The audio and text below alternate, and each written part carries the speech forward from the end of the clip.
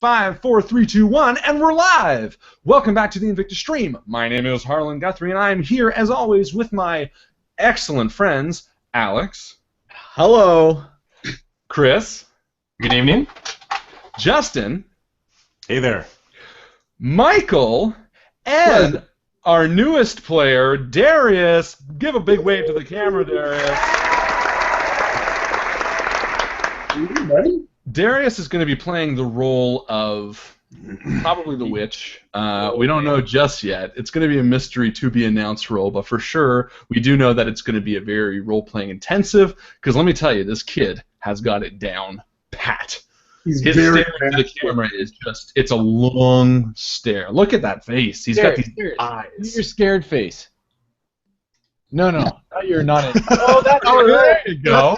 See? Awesome. Welcome all back to the INVICTUS Stream. It is so great that you guys could be with us again on this Wednesday. I just want to do the big blanket coding right from the beginning and say this is, of course, him. An 18-plus show. So please, if you are sensitive to some of the materials you might be seeing, don't watch. We want you here. We love you here. But, you know, it is an 18-plus show, and we try to keep it mature as often as we can, but frankly, we're just not that mature. So the reason we don't do the 18-plus show is because then you have to sign into Google, and no one likes signing to Google because Google sucks. So we're just going to be the mature 18-plus. We are on Numenera, Game 1, Part 3. Let's give another round of applause. Because we are thoroughly enjoying this game, right, guys? Yes. Oh, yeah. Exactly. Yes. And then you hear everyone else behind the camera that's watching going, "Yeah, we love it." It's a there you go. It's a fantastic game, and by Monte Cook Games. And big shout out to Monte Cook, their games, and a bunch of the guys there who have been tweeting us all day, giving us a few, fantastic shout outs. It's just so great to see the company who made this game, seeing the little guys who are doing it and wanting to help. So we really appreciate that. Yeah. That being said, what this is all kind of leading to is our Facebook page. I know it sounds lame, but if you go to our Facebook page, what we do through this game and all of our games is we like to reward you guys with experience points. What can you do with experience points? Well, you can spend them to affect the game you're watching. So, I mean, we love playing these games, and we love watching these games and being a part of these in every way, and we want to involve you guys as much as possible. So, for example, during this game, I'm going to go on our Facebook page, I'm going to post a little something, and if you comment below that, we're going to give you an experience point, and you can spend that at some point during this game or future games to help the players, or maybe hinder the players, or maybe aid the enemy. Hopefully that's not, because we are the players and we don't want to be hindered, but if that comes down to it, then you know what? It's what the story demands. So, if you like these and you want to be a part of it, please join our Facebook page. The link is in the description, and there you can rake in some XP and start being part of the community, because that's what we're trying to do, a little bit of a community. And in that regard, thank you so much to the viewers. You guys are great. We love playing for you guys and love playing with you guys on the Facebook page again with the posts and stuff like that, and it's going to be a real fun time. That being said, the other big way to earn experience points is we do weekly polls. We have a weekly poll that we posted last Thursday. Everyone got to submit a cipher idea, and we then converted that, I think it was only Monday that we did it, into a poll, maybe it was Tuesday, and then let you guys vote on it. So let us bring out the winners for the poll, and I'm going to right now so we are up to date. We had a total of 8 submissions, which is a great submission list this week. We're going to use this applause thing all the time. Let me tell you, we love it. So, everyone who entered, who got their poll, or who got their cipher to be voted on, first off, you were all going to get 1 XP, whether you won or not, because you guys entered it, and we want everyone to have a good time and enter as much as they can. So, the people who didn't get voted on or didn't win any places, you still get XP. But first place, we have, and I'll be honest, I'm excited to see this in game. Exactly, Darius said it. It is by Bob Lyle, aka the Neverland Hat. A really cool one, and just because it was first place, I will read it. It was a small green hat with a feather that, when worn, allows the wearer to control his shadow for a short time. The shadow can attack once or perform an action like slithering under a door and unlocking it from the other side, and after that, it just becomes an awesome hat. So obviously influenced by Peter Pan. Yeah, I thought it was a really cool idea. I will admit, I voted for it. I wanted to see it in the game, and I wanted to wear the hat. I actually wanted Theric to wear the hat. Well, you know what? It's going to have to be a battle of wits and wagers, and probably Theric will get it because he'll win. So that was first place. Bob, you get 4 experience points. Way to go, Bob. Way to go. Thank you. We'll do it again. Way to go, Bob. It was a good submission. It was fun. It was lighthearted, but it still had an air of seriousness that we can actually use it in game. So good submission. Second place for a total of 3 experience points was actually a tie between the Void Marble and Daddy-O's Jukebox. That's Hans and Greg's submissions. So you guys get your freaking round of applause. Just makes you feel involved. And you guys are both going to get 3 experience points because we're not, it's not like this is a limited quantity. We're gonna shout out. I only got 7 that printed. We're running low here. We're running around. Yeah, there's a vat of experience points that Alex keeps in his apartment that he scoops out every morning and sends them over the interwebs. Well, we don't have your XP here. Your XP is in the bakery and in the hall. It's in Joe's barn and it's in Mike's pharmacy. If you don't get that reference, you need to watch the movies. So second place is Hans and Greg's Void Marble and Daddy-O's. Good job, guys. Good submissions, very fun, and also, unfortunately, there you go. They won't be in the game because the winner gets to be in the game, but they are great ideas, and you can always retool them and put them in a later poll. And then third place is all tied again with Gabe, Tim, and Patrico.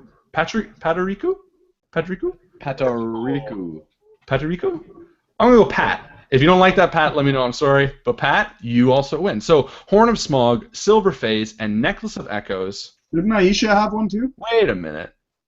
Yeah. Did I read that wrong? Necklace of Echoes. Whose was Necklace of Echoes? That's what I have it here. Rico. Yeah, no, Rule of Thimble, yeah, and Dream Inducer were Aisha's and Brandon's, and they both get X1P for being submitted. But Horn of Smog, Silver Phase, and Necklace of Echoes are the winners for third place, which gives you a total of 2 XP. So again, great job, guys. I don't actually clap. I let the system do it. We're too rich.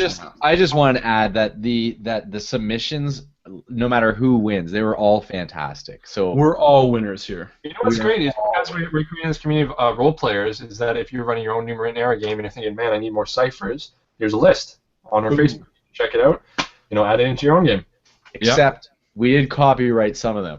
Yeah, of course. So we do get monetary rights for all of them. So if you do use them for your game, that's fine. Just send us money. We now own your Neverland. We own your life, Bob. And then obviously the people from who wrote Peter Pan and all that. Anyway, okay, use them all. So again, Bob first place 4 XP, second place tied Hans and Greg with 3 XP, and Horn of Smog with Gabe, Silver Phase by Tim, and Necklace of Echoes by Pat. You guys all get 2 XP, and Aisha and Brandon 1 XP. Thank you guys again so much. One big last. Tomorrow I'm going to post, maybe even after the end of today, we're going to post another weekly poll because next week is Numenera again. So we're going to have another cipher submission, the same thing. And remember, if you add it, it's going to get into the poll. And if it gets in the poll, and even if nobody votes, you get an XP to make our lives miserable or better. Your call. But because we've had a lot of cipher submission posts, next week, this one that I'm going to post tonight or tomorrow is going to have a theme.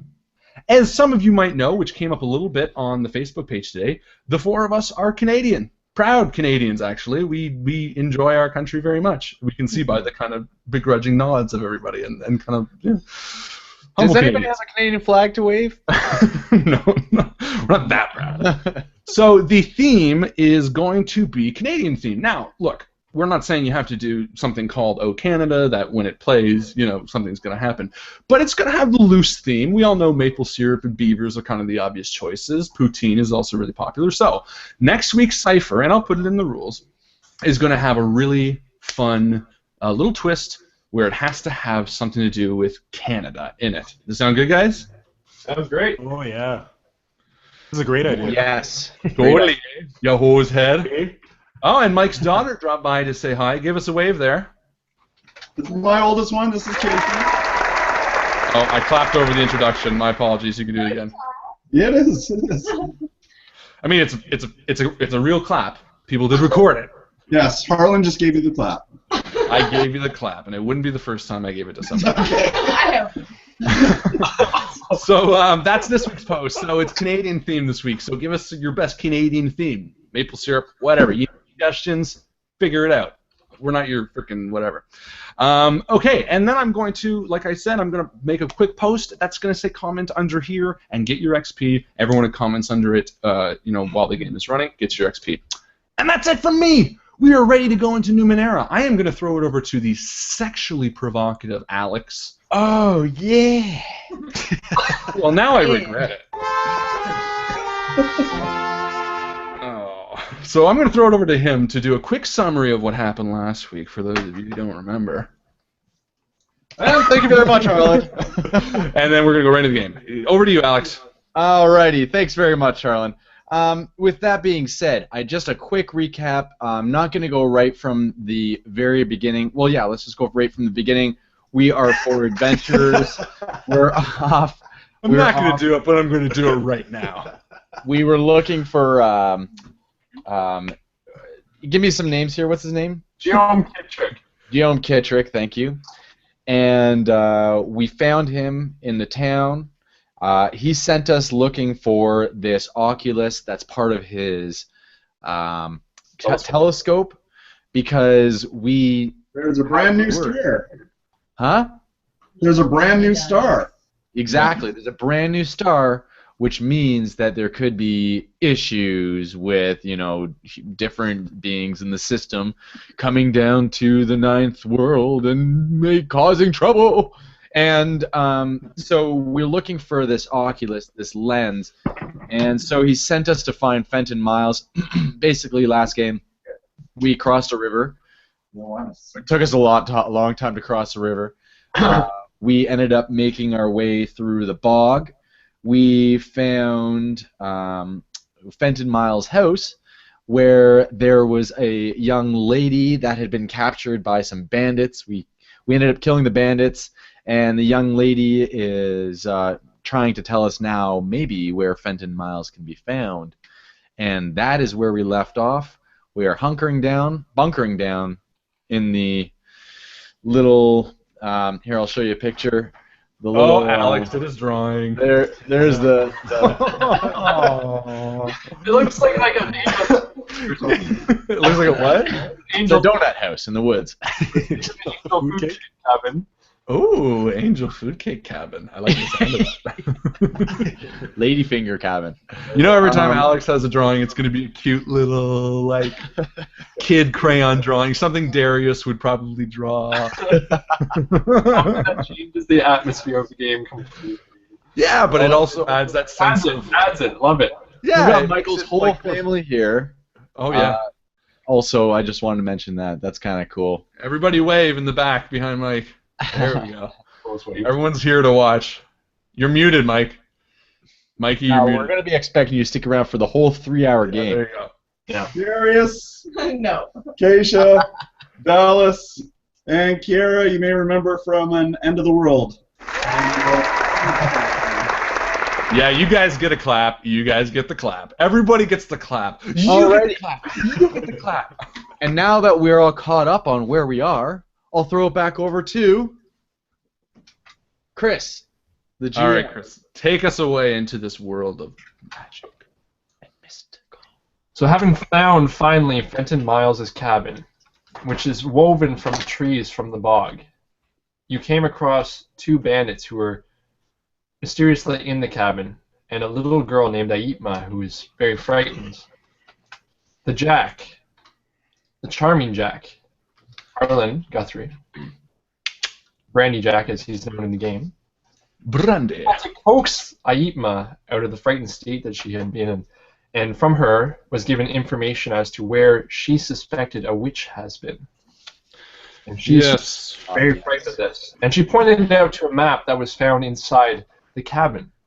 Also in the cabin was found a strange bucket when you looked into it, light was glowing out, and the image of stars from another galaxy.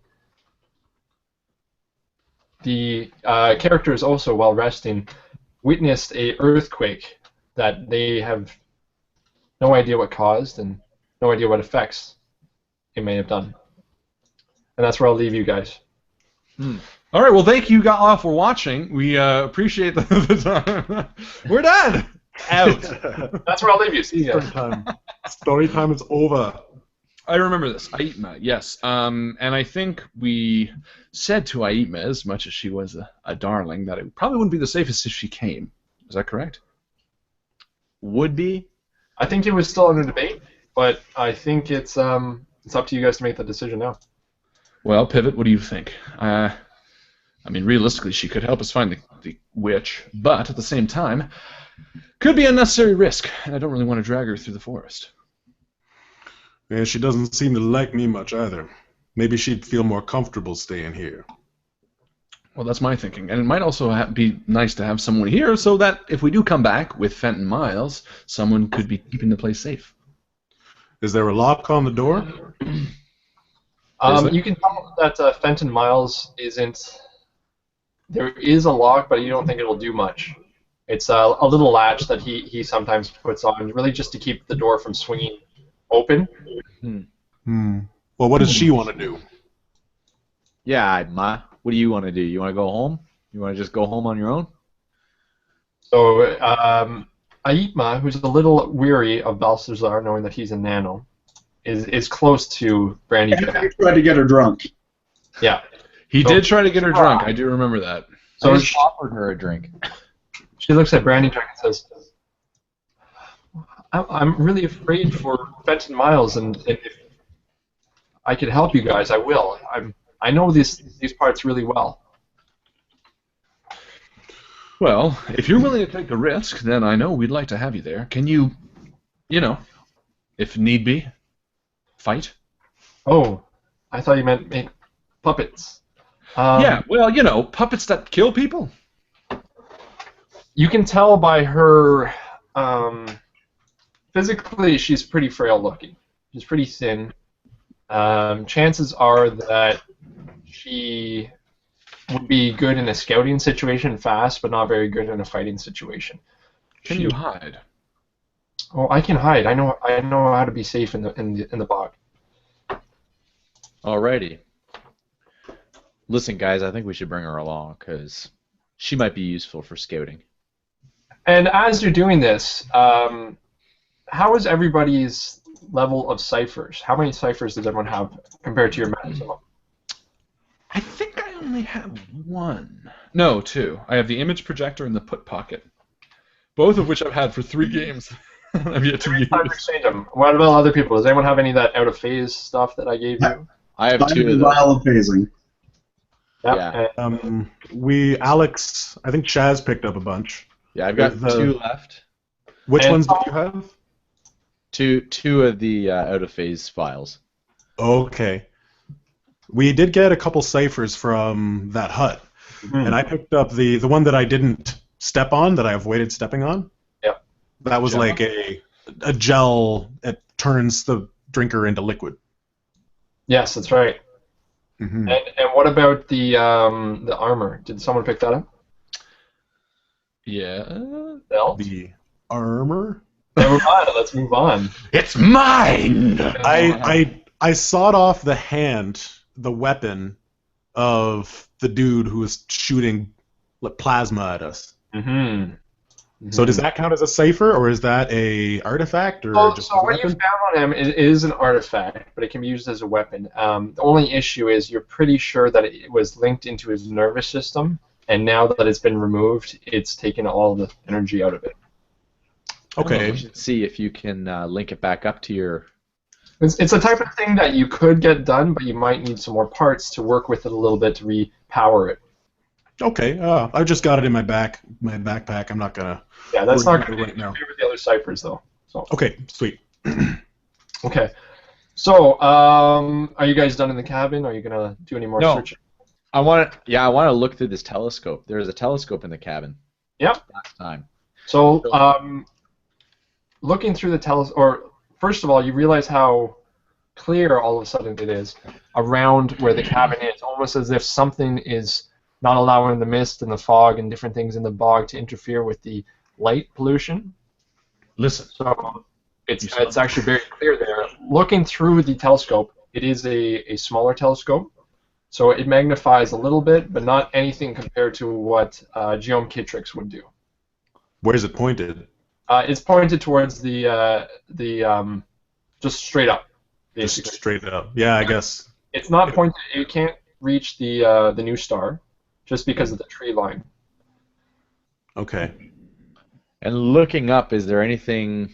You said there's just a clearing. There's nothing there making the clearing. Yeah, right? you can tell that he's taken some effort into making sure that it's clear.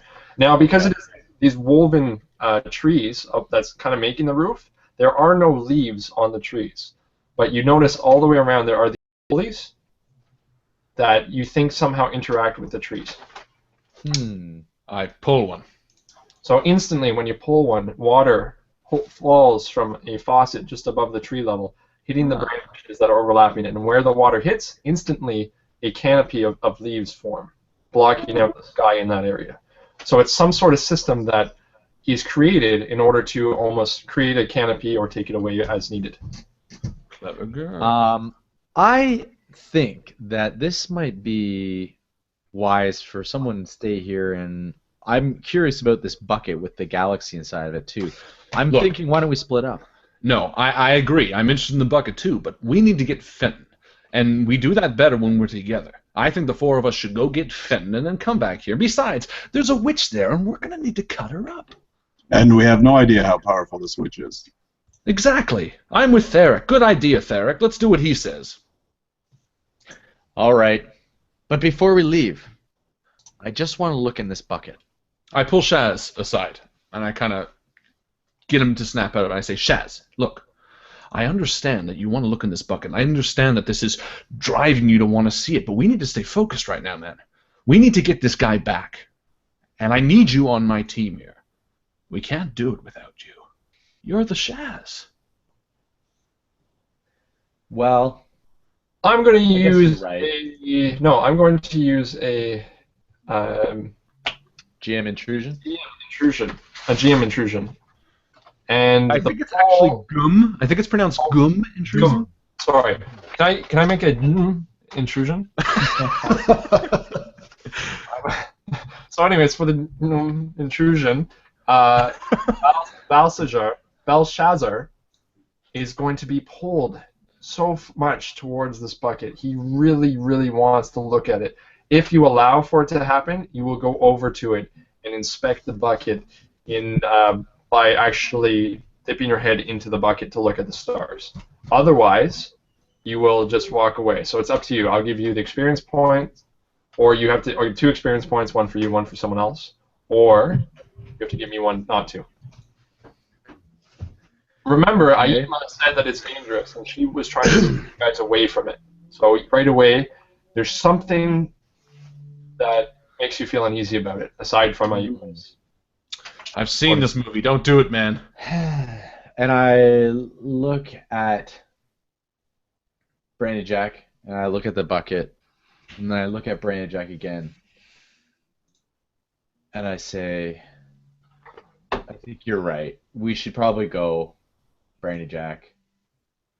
You probably know best. So I do not look in the bucket. Yeah, so then you make sure you erase one of your experience points as... Right. Damn. I appreciate that. And Shaz, I understand it took tremendous effort to overcome the need to stick your goddamn head in that bucket. I appreciate that as well. Stick your head in that bucket. And I kind of give a look to Pivot, and I'm kind of like... We should get out of here. I'm with you. Start looking for. So it is getting later in the evening, and because of it's late already because the stars are out and you guys can see it. So you've just fought, you've been arguing and talking, you're trying to coax Aima out of her little bit of scared state. Are you guys going to rest, or are you guys going to move on? Just How's everybody doing? Up the strain that you guys have had on your pool, the different pools. I'm thinking... How's everyone doing? No, I'm not that good. I'm 4, 7, and 10 out of 10, 13, and 15. But I think best that we rest. All right. Well, if he wants to rest, I'm game. You know, now, how many people have done the 10-second rest? How many people have done the 10-minute rest? How many people have done the 10-hour rest? I've done the 10-second and the 10 minutes. I've only done the 10-second. I did the first one we did, which was the 10-second.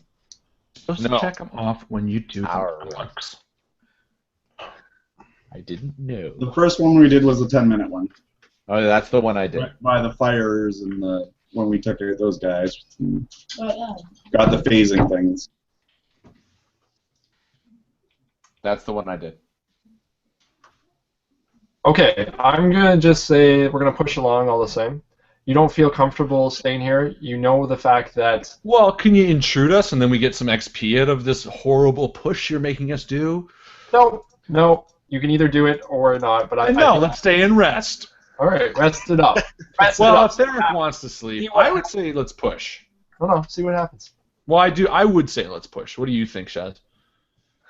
Yeah, let's push on. Pivot? We can do it. And we know Therek's one-word answer, so let's do it. See, you have to say it. That's not a word. That was like a breath. It's like a... He speaks through deep breath. with his nostril exhale. Let's do it. Scoot up. All right, so are you taking Aitma with you or not? Yeah. No, we are going to take her to scout. Yeah, we'd have We're to. going to make sure she's... Does anyone have anything we could... Oh, you know what? The girl will stay by my side. I don't think she likes you. Doesn't she hate him? No, she likes him better than me. All right, so you should... Yeah, no, she trusted me. That's right. I'm going to pull her aside. I'm going to say, Aitma. And I reveal to her a very small, very powerful cipher. And I say, Aitma, this hasn't brought me much use, but I think it might be useful to you. And I give her the image projector, which allows the user to project an image. So, if she gets stuck, she could use it for help, or if she needs a distraction, she can get away, or if she needs to hide behind a wall, she can project it that way. Savvy? Savvy. And then I say, onward, as I take a big gulp from my drink, looking at Pivot. Don't give me that look. Hey, we're going on an adventure. You said at the start of every adventure I could take one big gulp. Yeah. You're allowed. We'll allow it. Plus, it's getting late. But I don't want you Yeah. drinking any more of that, okay? Guys, let's get moving. We need to find this witch and kill her. Okay. Now, is there any light source? Do we have torches? I guess we do. Oh, yeah, we're adventurers. I think we would. I do have, in my backpack, I have matches. Okay. Well, I'm good to go. We got matches. We're good. So let's go. Let's ask the little Brandy Jack. Ask that girl where she thinks we should go. Aitma. And I do. So Aitma looks at you and goes, sees you holding the matches and kind of gives a smile like, really? And you think I'm the one who's in trouble? She walks back into the cabin and she finds a jar. Oh. And she shakes it, and all of a sudden starts to glow, and she hands one to each of you. And you have this jar of incandescent liquid. Do we eat it? Already you have proven your worth, little one. And she cowers away from the strange... And I walk up to her and I say, no, but he is right. That is very useful. So I look at this jar. What is it? You're not sure. It's obviously one of the fluids that has been collected from the bog. It probably is mixed with an algae that automatically creates its own glow when agitated. Nice. So it's a light. Yeah, and it's the type of thing that'll you can reuse. So shake it up. Yeah, you shake it up, agitate it. Starts As it dims, you see that you can shake it up again, and it'll Shake it off, Taylor Swift. Perfect. Okay, so you guys start walking through the bog. Now, surprisingly enough, Aitma is actually leading the way. Mhm. She's Yeah. pretty familiar. You get the impression that she has spent a good amount of time down here with Fenton Miles, and she leads you through all these different. She's finding out the safest bog. Sometimes your foot slips in and goes into this muck and filth, and she comes over and makes sure that you're okay, and then keeps pushing on. Eventually, she gets to a part that says, "Okay." She stops you and goes, "Okay, be very careful here. This sand will suck you down into it very slowly, and you'll never come back out. Please follow my steps as carefully as possible." And you see that she examining the ground, you can't really discern any differences, but she seems to be hopping from one area to the next. And then she gets across to another green patch, and she says, "Okay, follow me." Now, is this something we could expel, like speed effort for? Because it would be like a dexterity. Yes, because it is dexterity versus it is dexterity. Might I would imagine is not going to help you. Right, because I would think it would be either intellect or speed, and you could probably choose either one. Unless you're planning on clearing the whole thing, like maybe you could jump across the whole area and just avoid it altogether. But Ooh, otherwise, is that possible? Because I am skilled in jumping. it is a substantially far distance, though. I follow her footsteps exactly. Okay, so I'm going to need you to do a speed roll. Are you going to use any assets? Are you going to use any skills? Are you going to use any effort? Forehand. I don't know how hard it is, do I? Well, seeing the way she moved, you all of a sudden were taken back by how nimble she is. She made it look simple, but in the same way that children can do some of these acrobatic things without even trying. Yeah. Okay. Well, I will use. No. You know what? No, I'm not going to. I've got a pretty good speed roll. Okay. So, do I roll 120? Yeah, you got it. Do it. Succeed. 8. Okay, so you see Belshazzar, and he hops to the first one, no problem. He hops to the second one. But on the third patch, he thought it was closer than it was, and he actually was a little shy, or he overshot it, my mistake. And he gets his foot stuck in it. And right away, you feel it sucking you down. You're not going quickly, but you are moving down slowly. I throw him the rope. I immediately chug back one of these out-of-phase ciphers. No! Fool! You'll go through it. No, I can climb out. How? How can you climb out of anything if you can't touch anything? Because I'm telekinetic. Okay, so It might work. It might. It might. Actually, I'm kind of curious to see what happens now. He's thinking about it right now. I'm trying to figure out how this happens. Okay, first of all, you need to use the cipher. Do we remember the level that I gave it? I think we'll say it's a level 3. Simple enough. Yes. Give it a roll. Roll a 20 or a 6? Oh, always a 20. You're trying to beat a 9.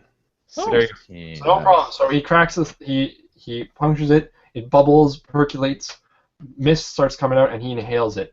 All of a sudden, you feel that cold tingling hit all your body. Oh, it's so good every time. Oh, yeah. Going to sleep. And you all of a sudden, you feel it stop sucking on your... That sounds so weird. What? The sucking sand stops sucking. Suction on your boot stops. Now, you're not sinking, but you're also not, able to push up or down at all. You're kind of just staying exactly where you are.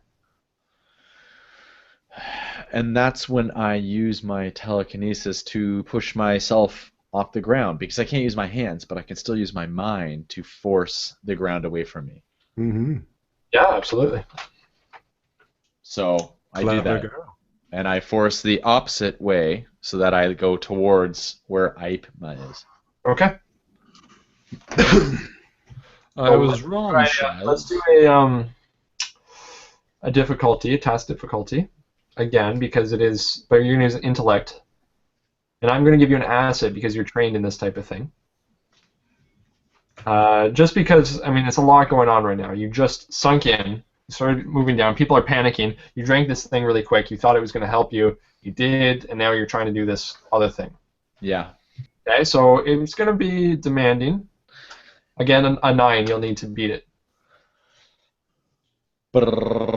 19. Whoa! So no problem. In fact, you push yourself a little bit past her, and you land on the other side. You get the impression that you could actually, because you rolled so well and you've focused so well, you get the impression that you could benefit another person going across and stabilize the ground that they're going to step on for one of their steps. Yes. Reducing their difficulty again. And so I do that immediately, so whoever crosses next. Yeah, so whoever's next. So we're going to go with, whoever wants to go next. I'd probably go next. Before you go, I put my hand on your shoulder, Brandy, and I say, listen, man, I'm not so good at this balancing act thing. So, you think you'd be able to carry me across? And I reach into my pocket. I reach into my pocket and I pull out a jar that I have in my light toolkit, and I empty out like the dust that's inside or whatever, and I use the liquid cipher that I have. What does it make you do again? It actually turns them into a fluid, like a liquid. I will drink you. Very similar to Terminator 2. I love Terminator. And I'm able to move still, right? So I could move into the jar? You can move. You can like slide under doors. You can do things like that. I could probably even go across the water with it. I imagine you could. Is there a current? No, it's not a water. It's more like a quicksand, like a silty mud. Oh, okay. Well, no, I'm going to get Brandy to carry me across. Yeah, I wouldn't risk it. No problem, friend. Here, you can use my drinking horn. Ah, perfect. Now, the only problem is, although you are fluid, you still take up the same amount of volume that you would as a normal human. Well, I'll drink him and pee him out. I've been training for this my entire life. Yeah. Could I do that? How long does it last? If you do it, I will warn you, I'm going to do it automatically, a intrusion, where you are going to be so addicted to the flavor of Dustin's fluid that you will have no choice but to. So it's basically true to life. And 18A. Okay, so drinking his manliness. It's gonna be too much. It'll be too much. I could drink a man. No, you can't. Have you seen Justin? No. I'm pretty big. Man, all right, drink. I'll let you try. I will let you try. No. If it's the same volume, then that wouldn't work. Okay, well, there's another way we can figure this out. How can we do this? If we had a hose. Only we had a hose. We could just pour you across. Just throw the rope across, and I can just climb my way across the rope as a liquid. Empty all the buckets, all the like jars, and put them in individual jars. Yeah, but if we miss a jar, he's gonna have like half a head. So Or I'm never gonna forgive you guys. My head's half. It wears off halfway through. Wears off halfway through, and you just have a chunk of flesh. Yeah, just bleeding. I've Take my hand. I will aid you. I tentatively take his hand. But I have the needle ready in case I need to inject myself. So again, I will apply effort. And But isn't again, that like an anchor grabbing a brick? so again, what I'll do is I'll use because to apply effort, and we're using the speed pool, I only need to use 2 things of effort, and to lower it by another one, I only need to use 1 because I've got an edge in speed. Right? Again, you can only lower it by 1 tier right now, but the cost to lower it by that 1 tier is lowered because of your edge. Why can I only lower it 1? For effort. If you're doing it because of your skill as well, that's a second time. But as far as effort is concerned, spending from your pool, you can only lower it by 1 tier because of your level right now. Okay, hold on. I will do that. Which of you is the one that's hidden metally? I forget. Me. Okay. So we wouldn't know that. That's a bad idea. Sounds like a bad idea. What if you just wore me like a suit? I'll wear you like a wet suit. A wetsuit. I'll just stick in his clothes for a while. Yeah. But will that make because you can control your shape. Wrap You would be yourself able around me. Wrap yourself around him. In fact, Suit me. In fact, Okay. you could be really creative with this, and do things like, maybe A water rope. climbers. Yeah, create some sort of rope or something like that of yourself. interesting? Do it. Think. I look at you and I say, Think like Terminator 2. You are this kind of molten liquid that can congeal and expand and change viscosity at will. Okay. What about the "Going to be my suit." Well, I'm gonna try that. I'm just gonna try doing the suit thing. That's what I think, and I'll make a cool hood, too. Ooh. Yeah, so you'll look stylish while you walk across. That's really all I care about. Is it? So can I just inject it, or do I have to do a intellect roll? No, I'm going to make it a difficulty of 2, standard. So you Okay. gotta find. It's like putting an EpiPen in. Blue to the sky, orange to the thigh. All right. Let's see. I saw that commercial as well. Right. Everybody did. 10. Success. So I've turned myself into a suit, and I am being worn by Brandy. Hey, Pivot. This isn't the first time we've done it, but I don't want it to be the last. You are strangely comfortable, Brandy, Oh, but at the same time, you feel your body temperature start to rise. that's okay. I start hoofing it across, being very careful. Okay. So Careful go ahead hoof.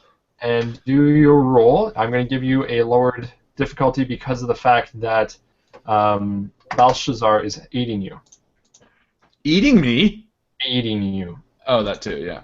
All right. And am I rolling intellect or speed? I forget. Speed. Speed, eh? Alrighty then. Any effort you want to spend? Not on this one, because you said he's aiding me, correct? Yep. I will spend effort on the next one, Pivot. Can he still talk? Yeah, but it's like that type of thing. Can he slither in my ear and talk? Make his mouth appear somewhere on there and talk to you. It's really weird. Do it. So, Pivot, you ready? You excited, buddy? Oh yeah, you want some theme music? A little bit.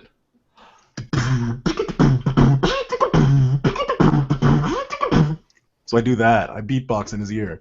And we roll this. All right. So no problem. You feel at one point that you almost missed, but when you landed down, you're pretty sure it's not where Ypma stood, but something was supporting you all the same, and you made it across. Derek is left. Derek is left on the other side. Pivot. You feel that the effects are slowly wearing off. You probably have a couple more actions, but it's going to wear off pretty soon. Don't wear off. I love you, suit. Okay. I got a couple more actions. What can I do as a liquid? Oh, go in my pee hole. No, I'm not doing that. Again. All right. I'm Derek. just gonna go into a safe area and Like an enema. like an enema. Go into a chair and I'll sit on you. It'll be fun. Can I do what enemas do and go like, what's that called? Oh, that's a sea anemone. You think an enema is the one of the... Oh, see, can I do what? Cleans I was out your thinking poop hole. amoeba, actually. Can I do a sea enema? That's cute. I like that. Yes, you can. Either one, whichever one you choose. And then I grow up as two pivots, two slightly smaller pivots. So you Yeah, grow if he comes out of it when he's separated, what happens? it's exceptionally painful, and he'll probably die. Okay, stay together. All right, yeah, I'll stay together. Just I'll make form myself your into shape. a cool slip and slide for the time being. Freak out the kid. Freak out Aima. I'll go over to her and I'll be like, "Hey, Aima, have you seen Pivot? I can't see him anywhere." Okay, no, you know what? I'm gonna climb up to the top of a tree. You're gonna come back to life in the air. You know that, right? And then scout. Oh, Ah. that works. Fine. I like my idea where we freak her out. I feel like Pivot and Brandy Jack with people who fuck with people a lot. But fair enough. Yeah. I wouldn't freak out a girl that's already afraid of me. That's true. She is pretty afraid of you. All right, Scout then. That makes sense. So can I go to the top of the tree? Sorry. What was that for? Why don't we go on to someone else? Oh, we're enjoying this. Alex. All I right. just be a dick. Go on.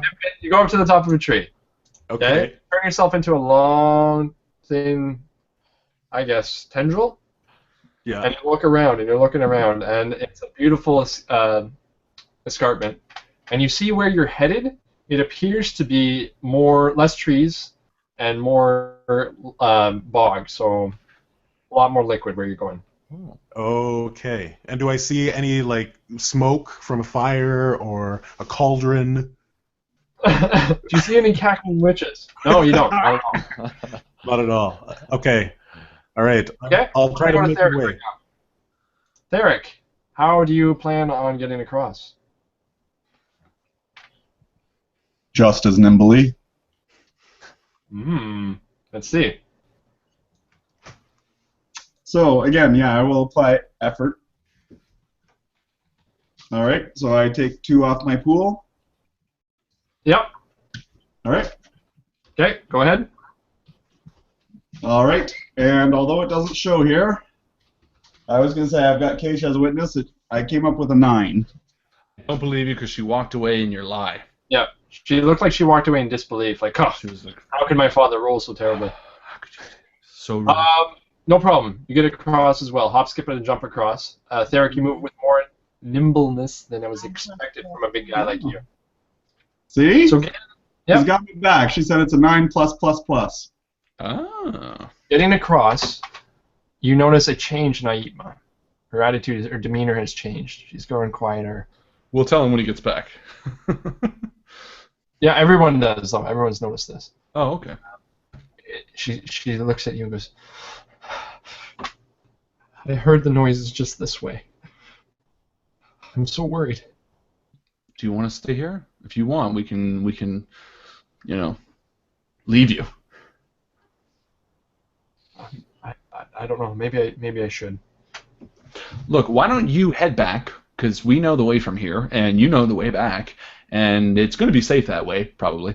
And you can make sure the house is warm when we get back. Yeah, I can do that. Just be careful.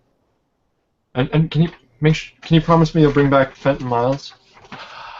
Well, promise. Such a loose term, but I we will can do our promise. best. Oh, And Theric. then no harm will come to you. Okay, well that's him, but that's Theric promising. We're gonna do our best. That's what we do. She also warms up to Theric and walks over and goes, you promise? I promise I will bring Fenton back. And she kisses him on the cheek and runs the way she came. Skip. Theric. See? No alcohol needed. He got his kiss. Does he have a boner right now? Theric. No, you got what you needed in town. Yeah. So, You keep moving in the direction that you're headed. And sure enough, as Pivot had witnessed, the tree line starts receding a little bit. And peat and bog starts becoming just the terrain around you. And as you get further and further in, you hear the strangest noise. It's a mixture of speech and guttural animal noises and high-pitched squeals. Show us. You don't know what to. You want me to try it? I want you to do it. Yeah. I'll try my best. Here we go. Do it.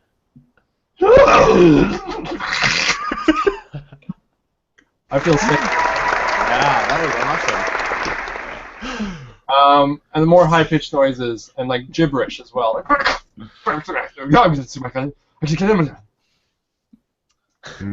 All right. Well, let's all get. I do the motions because again, when shit hits the fan, we know what we're doing, and we all kind of crouch down and get real silent. So you hear roughly where it's coming from, and you hear a little bit of splashing, and you think that if you do a little leg of the direction, you could probably get to a vantage point where you can see what it is, but you'd have to be very careful not to disturb the waters and things like that to splash or anything like that. Okay, I turn to Shaz and I signal him because he is the nimblest of us, the youngest, most naive, the stupid. No, I'm just kidding. I would say he's probably the scoutish, as we have 2 tanks and a guy who talks a lot. So I kind of just do the symbol to Shaz, which we know, and I go. So Shaz, you unzip your pants unknowingly. We've done this before. Funny enough, I was just about to say, okay, so then I go to the left, kind of flanking around where this noise is coming from to get a better vantage point to view. Because the terrain doesn't have a lot of, it has some of these like plants that would grow out of a bog, some like cattails, things like that. You're gonna have to do kind of a leopard crawl in order to not be seen over top of the bulrushes and things. Can we give him a bonus by doing anything? Like, I don't know. Wait. The projector? No, I never use my stuff. I'm bad at this. Okay. First off, I have a flex skill, which I always forget to use. I'm going to come back to that. But the other thing I do have is I have something that does something. Where the hell is it? And I give something to someone, remember? Oh, the leadership bonus. Oh, good advice. Good advice. Before you use that, I'm just curious, is the going to the right flank any different? No, not really. What you're looking at is the terrain is pretty much bog at this point. These big peat islands and things like that. Okay, back to Brandjack then. Okay, I have good advice as the leader, and I can spend an intellect point, and I can give advice to a certain player so that they're more proficient in that. I think they bump up to a skill. So I'm going to do that for his... Keep your head down, Shaz. Yeah, here's advice, buddy. Don't let people see you. You actually just come up with an epiphany, a great idea.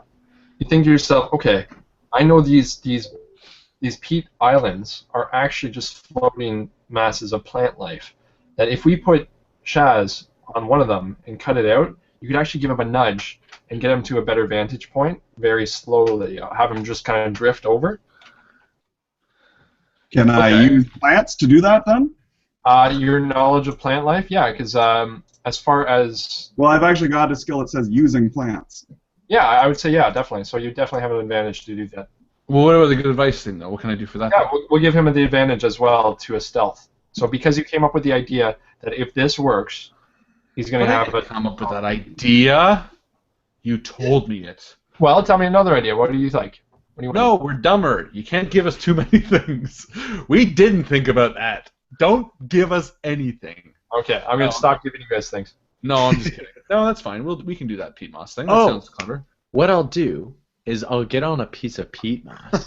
Hey. No, it's my good advice. Cut it out, and it floats. I can just float on it. Either way, regardless of the plan that came up with, the advice I'd be giving would be for stealth. So it's not necessarily for the peat moss push that I'd be giving it, but for any... Because I think the good advice lasts the encounter. So he'd have a plus to stealth for the entire encounter. Is what I'm going to do by spending the intellect. So just to put it a little, just to give you more of a visual cue, what you're looking at is these pools almost of bog water, swamp water, with these different islands of peat. And you guys are on kind of a big one. And then there's this kind of ring around that's hiding a pool that you get the impression that the noise is coming from that area. So what he's trying to do is get to a better vantage point so that he can peer in through the bulrushes, see what's making the noise, and do it in a stealthy way. Okay, before we go any further, what are our ciphers again? I have a put pocket. I can put something in someone else's pocket. That's not useful. Alex, you have the Eternal thing? No. I just have the... Well, is that the vial of out of phase? Yes, sorry, that's what I meant. I have one of those left. Justin? Or Pivot? I've got metallic cream or magnetic cream. Right. And Theric? I have phasing. Okay, you have one or two of them. Okay. Now, we didn't do the last thing very well. I want to do this one better. I want to plan this better. Last time, we put on the gauntlets, we fucked everything up, and I don't want to do that again. So I'm saying let's do this. I know, it was my fault. Well, okay, fine. We might have killed some guys. Oh, Pivot only knows about that. Theric, you have plant knowledge, as you said. So would this peat moss thing work? Will it hold me up? Okay. Do not fear the moss. Because I'm thinking, using my telekinetic abilities and my hedge magic, with a little bit of stealth that you guys have given me, I'm going to try and scoot around, see if this is the witch, if I can distract her by using my hedge magic, and then you guys can swoop and I'll give you some sort of signal. What do you guys think about that? If it is the witch, do we want to take the girl's word that she's worth killing? Or just save Fenton? I think if we can kill her, I think that's a good idea. But it might be a bit of a... I think all life is precious. What the fuck? I cannot get a read on you.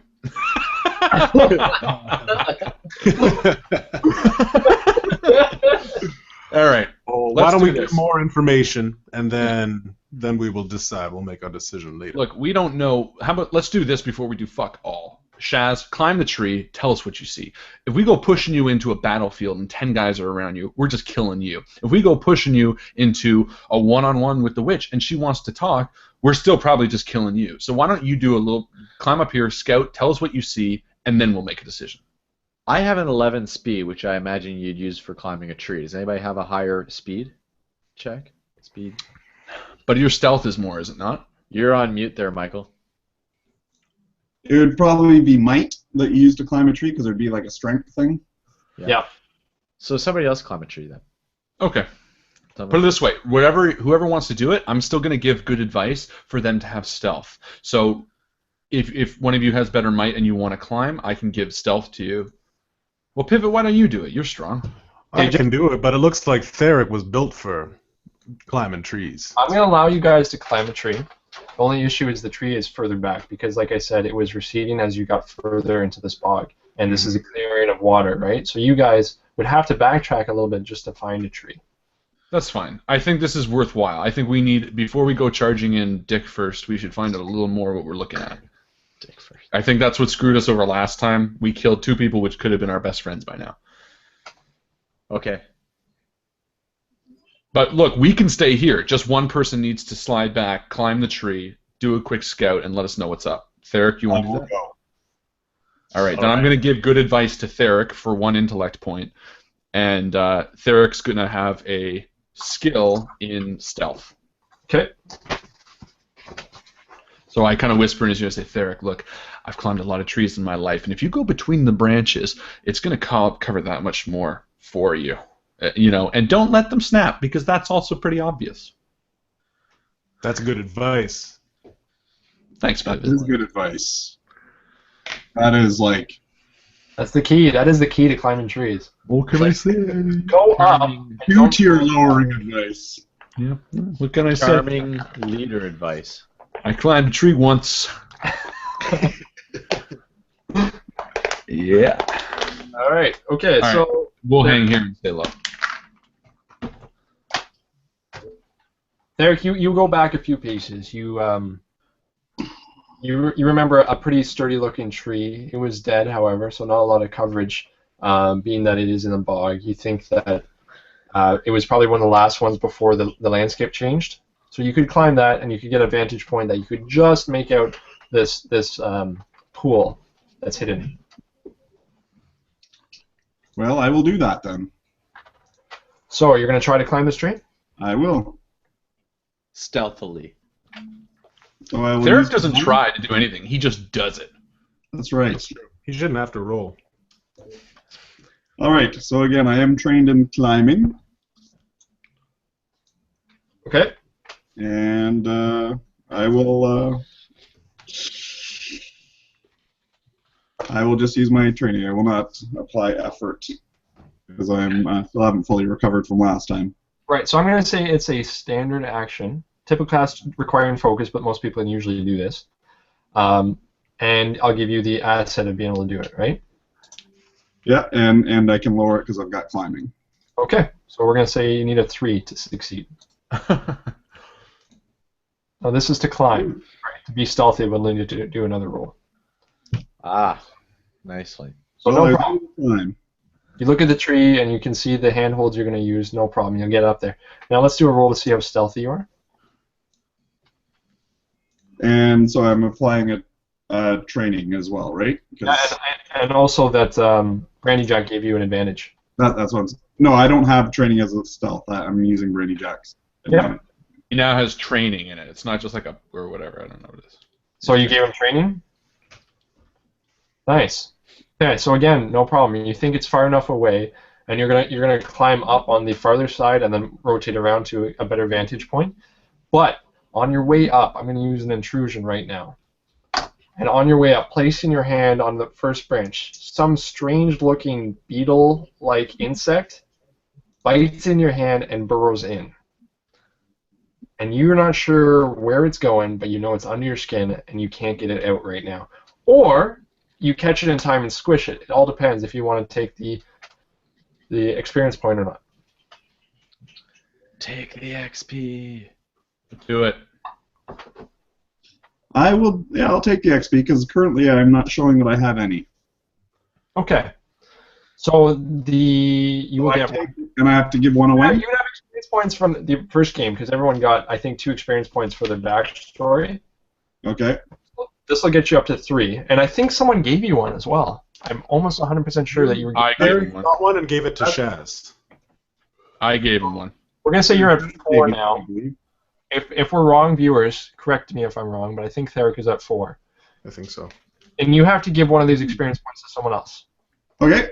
Well, again, I will give it to Brandy Jack for giving me good advice. Okay, so I want to take the opportunity to address the community. community. Hi, community. I want this bug, this insidious bug, to have him do something. Have him react in a way unexpected, maybe hallucinate, something of that type. So if you guys can let us know what you want to see, I will try to incorporate into the game based on what I hear. So feel free to do that now, and we'll see what happens. It might be immediately. It might be in a couple minutes or so. We'll see how it goes. But sooner or later... To let it hatch out a laser kitty. It was a steroid bug, and all of a sudden you're but I want you to take a couple might damage or points off your might. You're going to take 2 points off. Oh. Just the fact that it burrowed. All right. Okay, so Theric is lumbering his way up the tree, bites on his lip as this thing burrows into his skin. Oh God. And he doesn't want to shout out because the fact that just like that. Owie, owie. So he gets himself to a branch that he can sit on and peer around without being seen, he's pretty sure. And looking in over the clearing, you see what appears to be, and your eyes, you're rubbing your eyes, not sure if you believe what you see, but it appears to be an elderly man, a creature, some sort of mammal, very ape-like, a young boy, and some sort of reptilian creature, all wading in the water together, with their heads just above the surface. Say one more time. I heard old man and then heads above the surface. You see what appears to be wading in the water, the heads just floating above the surface, are a reptilian kind of humanoid, an older man, wrinkled. I mean, he's far away, so this is all he can really see. Some sort of ape-like humanoid, as well as a young boy.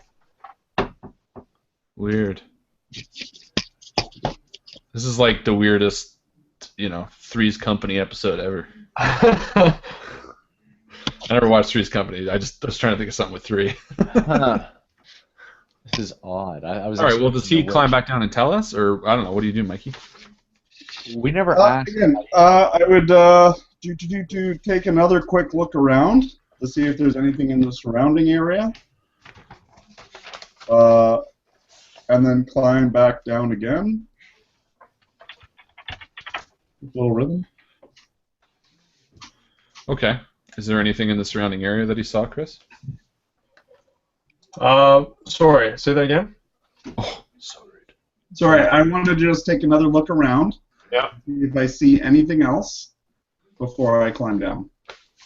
When you're looking around, it appears to be, you actually notice that this larger pool swamp area seems to be being fed by a fairly fast-moving stream, a single stream. And you notice that that stream on the banks is very slick, and it reminds you back of the river that you guys were at before. Also, yeah, it's just bog. You can see there's this ring of peat around this pool, and that's about all that you can get from that. Okay. All right. So otherwise, then I climb down and I go back and I tell them. Okay. So how do we get to them? Well, and do you think they're nice? Again, you the witch? hear that noise, that weird, guttural, animalistic. What is it again, Chris? Can you make I don't that remember. again? I don't remember the sound. They I sound. can't reproduce it. My vocal cords have nodes now. I don't know. You'll have to try I it. think it was something. I'll try like- it.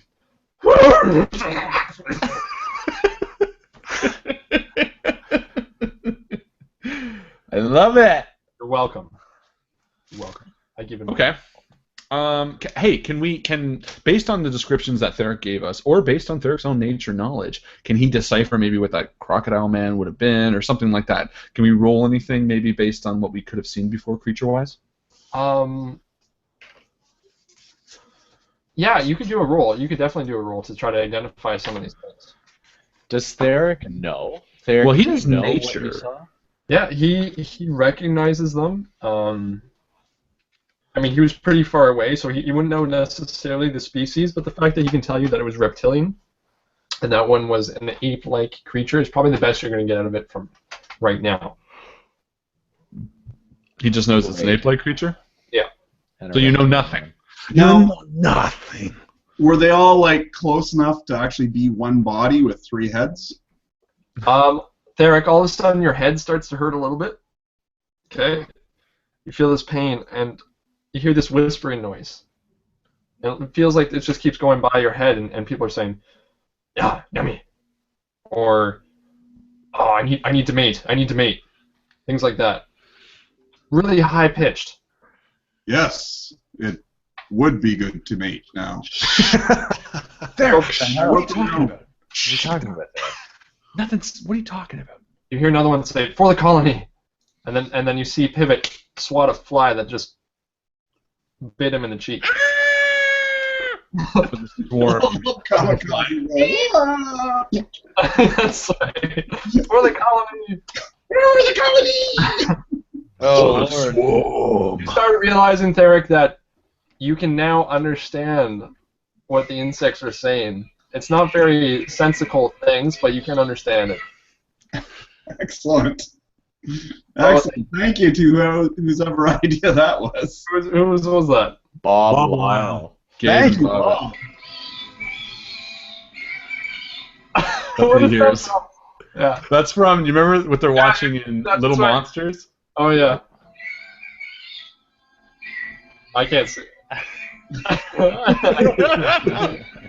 Yeah, it's exactly like that. That's what Alex was mimicking. I know him well. Yeah.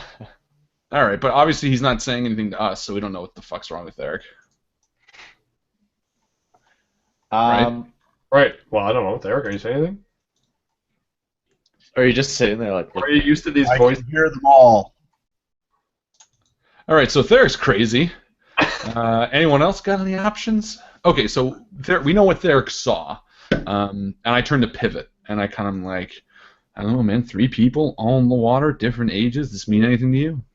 Actually, Chris, sorry. Maybe Yeah, ritual? there was 4. There was 4. And that's what I'm saying. Were they close enough together to seem like they might have been one body? They were definitely swimming together, or they were definitely all very close. Right? And they were like moving together? They weren't moving too much, but yeah, you could see they were almost like, they were like swaying a little bit. Yeah. See, I think it's one creature underneath the water. Okay. Could be right. And what are the heads? You got a boy's head, a crocodile head, an ape head. So a And reptile man head, head. an ape head, an old man head, a young boy's head. He went that way. No, he didn't. Yes, he did. We got to eat him. Okay, do we eat him now or do we eat him later? Or do we... Theric, It might be the witch in disguise. I say we should investigate it anyways. might be the witch not in disguise. It might be. Could just be a witch. That might be Fenton too. But how do we get to it? Don't we have to go through the bog or something? Well, you know, we could just say maybe it wants to talk and go up. Can I communicate? It's got with 3 the heads, insect? 3 times worth talking. Theric just asked if you can. What? Can I communicate with the insects, or do I just understand them? You can just understand them. You don't think you can reach a high enough pitch to communicate with them. That would get pretty Quick, annoying. Randy Jack! Swift kick me in the groin! Gladly. Okay, well, you know what? We come this far. I'm getting tired. I say we just talk to it, whatever it is. I'm on that too. But why don't we do this? Because this is kind of what we were planning on doing last time and we didn't do it. Let me and someone else go up and try to talk to them. And if it doesn't work, then the 2 others flank them. It's what we kind of planned on doing last time, but it didn't work. Let's do it this time. I vote you and Shaz, and Theric and I will wait in the brush. I'm on that too. Everyone in agreement? Yeah. Thera, can you manage the bugs in your brain for a short time? I will manage what is necessary. All right. Shaz and I stand up, and very comfortably and very passively, we walk towards the pool. Okay, so you have to wade through a little bit of water. It doesn't go that high. Wade in the water. Get to the edge of this peat ring. You climb up, and you stand there, and you see these heads floating in the water, and they all turn to you, and they slowly move towards you. And I say, "Greetings! We mean you no harm." And then, right away, the little boy turns to you and says, "I hate bath day." And I say, "I hate bath day too. Don't you, Shaz?" I know you. Yes, I hate bath day as well. And then the old man head turns to you and goes, "Interesting, very interesting." Well, but bath day is necessary. Don't get me wrong. Well, it's getting closer and closer to you. Is this the And same little boy from the farmer's field? Yep, you recognize him right away as the little boy from the farmer's field. That's what I was thinking. I don't remember that. And you notice that on the old man, there's some sort of mechanism lodged in his eye. Oh my. Um, Oh my. Hold on, what kid Lodged from the in his farmer's eye. field? I don't remember a kid from the farmer's Farmer- field. There's the farmer and his son. When Chris was on his ignorant farmer rant, Hey, His manifesto. the very first farmer that we met had his son with him. Remember that he was just kept looking up and didn't really say anything, and he talked about how his son liked to go to the bog. Oh, And- right. I'm thinking this is some sort of trap. so all of a sudden, as you guys are talking and you're figuring things out, this big creature reaches out, the heads fly back a little bit, and this big claw reaches for you and grabs you. Shit! And it's going to do a surprise attack on you. Oh, this is like a fucking anglerfish, isn't it? Yeah. And it's going to, against Brandy Jack, because he was leading the way. Yeah. So, Brandy Jack, I need you to roll against, he's going to attack you. Against impossible. Nope. Can I have it? Can I have anything to benefit? Because I always roll without checking. Well, again, you can use effort again. I probably will have to. I don't want to die. So let us use speed. Yeah. Yep. And I will expunge speed, and that lowers my pool by 3. Correct? Yeah. And You use 1 effort to lower the difficulty by 1. I don't. Oh yeah, I'm going to use an effort to do that. To lower. Okay, so I'm going to lower my speed. So I'm going to take 3 points off that. When I attack, do I use my speed? No, I just attacked. That's right. Okay, just to be clear, he's grabbed you now with one of his claws, and the other claw is coming out and trying to swipe at your throat. Oh, he already grabbed me? Yeah, it has grabbed you. It's gonna happen. What can I do with my XP? What can you do with roll your again. experience point? So there's a few things that you can do with your experience points. Can I prevent him from grabbing me? I can't even remember all the things we can do. He already I has grabbed you. Because I have 4 you of them. level up during a game. So you can do things like increase your edge pool. You can give yourselves a benefit to your rolls in certain areas. You can give yourself a benefit to a roll just for one time, that type of thing. It all depends on how many points you need to roll. Yeah. Is there anything I can do to change him grabbing me? No? With XP? Here, let me find that cheat sheet I wrote so that I can give you. Because I have 4 points of XP that I've been saving that I will happily expunge if I can save my miserable life. And this is how Brandy Jack talks when he's nervous about dying. I tell you what, you can spend your XP, and what it's going to do. Why can't I find that? It's going to allow you to dodge out of the way, but it's going to mean that who went with you? Me. Shut. Yeah, it's going to grab him instead. Well, can you do the GM intrusion? As for that, yeah, The I think GM intrusion is that he grabs you, and then he can make the decision. yeah, that's a better way of doing it. No, I like the fact that he grabbed him, but I think he can spend some XP if he wants. I'm just trying to find the cheat sheet for it. Interesting. Sorry. If anyone else wants to look it up at the same time. I am looking it up. All right. Well, I don't mind. I guess being grabbed. I don't know. I never liked the option that I had no option. Right, you But- do have options. You absolutely have options. Well, if he's already grabbed me, what am I? Oh, Bob said, "Do it, Brandy." I don't know what you're talking about, Bob. Use my XP. Get out of it. I feel like I could jump back if he hadn't grabbed me yet, but I can't because he's grabbed me. But he's gonna grab me anyways. Why don't I use my onslaught powers and attack him mentally? It might cause him to drop you. Well, I could just fire at the claw that's grabbed me. I mean, it's not impossible. I could do that too. Besides, I get the point blank bonus because I'm a ranged fighter. My thing is, if he's already got me, I want to change that. If there's no way that I can't change that he's grabbed me, then Yeah, we're going to let you use experience points. I can't find it. Justin, do you find it? Well, yeah, I've got the experience points. Personally, I think that a GM intrusion in this place would make the most sense. Okay, so I'm going to do that. I'm going to call it a GM intrusion. If he grabs you, you can take the extra experience point. If you don't want to, he will just make a normal attack on you. that I will take. Yeah, because I would take away an XP because I don't think I get that he attacks and he's on top of me, and I will happily take the attack, but I can't see him grabbing me out of nowhere. In addition, But I will- I'll make sure that you guys are going up the tiers. I want you guys to be using your XP, so you need to be improving your characters because when we get to later encounters, you're going to need this. Right. Okay, So, do you guys want to know the experience benefits now? Yeah, let's- Really quick. Yeah. Okay, real quick, you can do an immediate benefit, which is to re-roll any roll in the game. Okay? I like And that. use either of Spending the new 4? roll. It's just one experience to re-roll. Okay.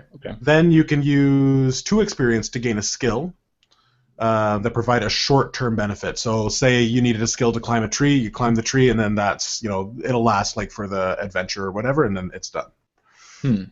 Like a specific type of tree. Yeah. So I can makes only sense. climb birches.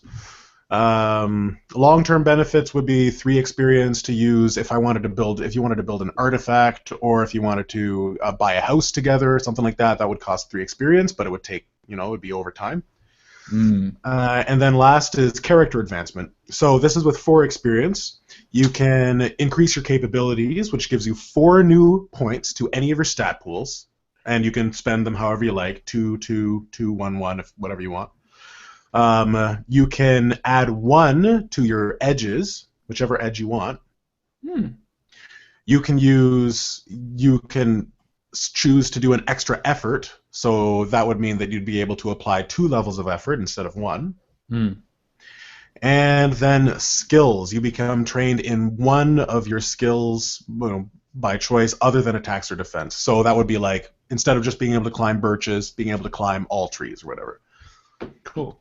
Okay. And then, yeah, that's pretty much it. So I just had 4 XP, and because of that I lost one, so I could have advanced something, but maybe I'll get it back. Okay, yeah, I'm gonna say GM Intrusion doesn't grab me. I'm too weak to take the hit if he did hit me, and he sounds like he hits like a mofo, so I'm gonna scratch that one. The intrusion means that he's not going to grab you and then strike you, which would have done substantial damage. What he's going to do instead, he's going to make one swipe to you and one swipe to Shaz. Okay, so you guys are both going to roll a defense roll against his attack. Okay. You can either do speed or might, depending on how you want to get out of it. Okay, I did spend 1 speed effort already. I erased 3 of them. So I might as well use that speed towards my defense. Does that work? Yes. So my speed is lowered by 1 difficulty. Right, but you have to spend 3 points to lower it. Yeah, I just did that. Okay. So let's have you roll first, because he swiped towards you first. These razor sharp claws. He's this nasty big plate on its back. Nasty? Oh, nasty. Unless you're one of his species, in which case he's actually pretty good looking. He's like a solid 8 as far as crustaceans go. Mm. Oh, you're gonna take a swing at it. He's gonna take a swing at you, and what are you gonna do? I'm gonna lower it by 1 difficulty by spending 3 of my speed points to lower it 1. Okay. And then I'm gonna roll. Wait, and is there anything else I can do? Just because I always miss this. I still didn't do my flex skill. I said I was gonna do it, and I forgot, so I suck. Oh! Damn it. Okay, quick question. Sorry. I have escaping. If he had grabbed me and I took it, could I have used escape in any way to get out of it? Yes, but he still would have gotten a more substantial attack on this round. Because that's the whole reason I took escaping, is because I didn't want to be in that position. He's basically holding you so his second swipe could do damage straight to your throat. Okay, that's fine. All right, then I will get out of it, and I will take this damage. Come on, everybody, crush your bums. No, I do not take good. Okay. I do not do good at all. You dodge onto the first arm that goes to reach to grab you. The second one comes around and slices you across the shoulder, and it stings instantly, and blood just pours down your arm as you take 5 points of damage. Fuck. Ouch. Can I use an XP to re-roll that? Yes, you can actually. I believe I'll that's have to. right, Justin? Yep. If he hits me for 5 points to my might or my speed, I'm at 0 for both of them. Oh, but that doesn't mean you're dead. That means you go down from hell to... no, I know. But if he hits for 5 each time, that means 1 hit on my might, 1 hit on my speed, Mm-hmm. then I'm pretty much dead. So Yeah, good use, I think. I can't risk it. That's why I did not want anything against me if I could, so I'll use another So he's one. like, ah! All right, let's cross it again. Come on. Oh, Nice. good Okay. use of XP. Well, 19 is a better roll. It's actually a minor effect. So you get a minor effect in addition to the normal result of the task if it was not an attack. Oh, if the roll was an attack, it deals 3 additional points. Okay, so that's not how it works. Okay, so you actually managed to dodge so well that you push yourself back, and part of the ground, the feet separates, and it puts you in a good position that you can attack with a range, so out of the melee distance. Good. Okay. And I have you, Belshazzar, take a roll as well, because he took a swipe at you. Sorry, Belsh. Took a It took swipe a swipe. at me. And I'm going to put an effort on this to make it easier for me to dodge by taking 3 speed points away, right? Can I do that? Yep. So 8. I'm down to that. Just be careful, because you got to compromise your health versus... points. Yeah, I think I'm okay though. Okay, so this is my roll to dodge this swipe. 10. Okay, so it still catches you. Even though It's gone down. Yep, even though you've gone down the effort, I've taken it down 1 difficulty.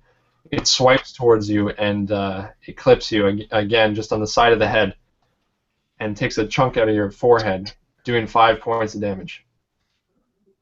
off of might. You can actually separate it between the categories. Do it intellect and make it a lobotomy. Ah. Mike, do you have the phase shift thing still? You're muted, but I saw you nod. Yeah. Aisha just gave an amazing suggestion. Chris, mute yourself. I don't want you to hear it. Let's mute. You guys mute yourselves, and then maybe... Yeah. Mike, phase shift inside of him and destroy it from the inside. Nice. Take that fucking thing and go inside of him and just like punch. Ah! Seriously, do that. Sure. Awesome. It is a good day to die. So are we in order now? Yeah, so, Like- yeah, basically I've had my turn, so now it's you guys to decide when you guys are going. Cool. Let me just fire at it first with my gun because that's not going to do anything and it's not going to hurt you guys, right? Or I don't or think do so. you want to go first? But Chris, what exactly are we looking at? So it's got like, is it like a hydra with different heads, or like it's got claws? It looks like a giant crab. Metallic. A giant Looks like a crab. giant what? Crab? Yeah, so it's nasty though. It's like it's got this long plate on its back, similar to like a turtle, like a shell on its back. These big nasty pincers and lots of little arms for grabbing. On its back, it's got these translucent tendrils with the heads floating around. Okay. Nice. So they are decoys, really. If you guys want to do a roll, I'll give you some more information if you want. Just kill it. Nature lore. Can we cook it and eat it like a delicious crustacean? You could. You can cook anything and eat it like a delicious. Yes, it's got an exoskeleton that you can, take those big crackers. You need a cipher cracker, giant. It's my oddity. Okay. All Well, right, who since he wants just to go attacked first? me, can I attack him mentally using my onslaught Yes, ability? yes, it has a mind. Because I go right through armor, Mm-hmm. which I imagine that is. So I'm just going to use my onslaught ability, no effort, to attack him mentally. Okay.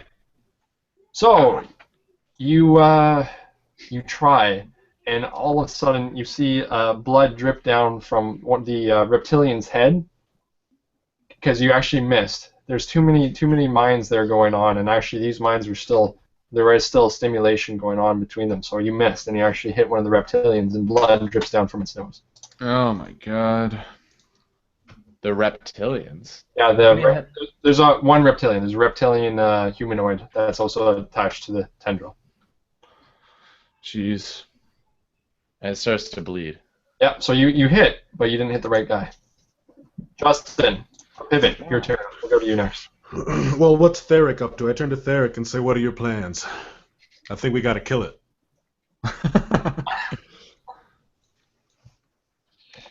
It's best to disable it from the inside. Yeah. And you have an idea on how to do that? I do.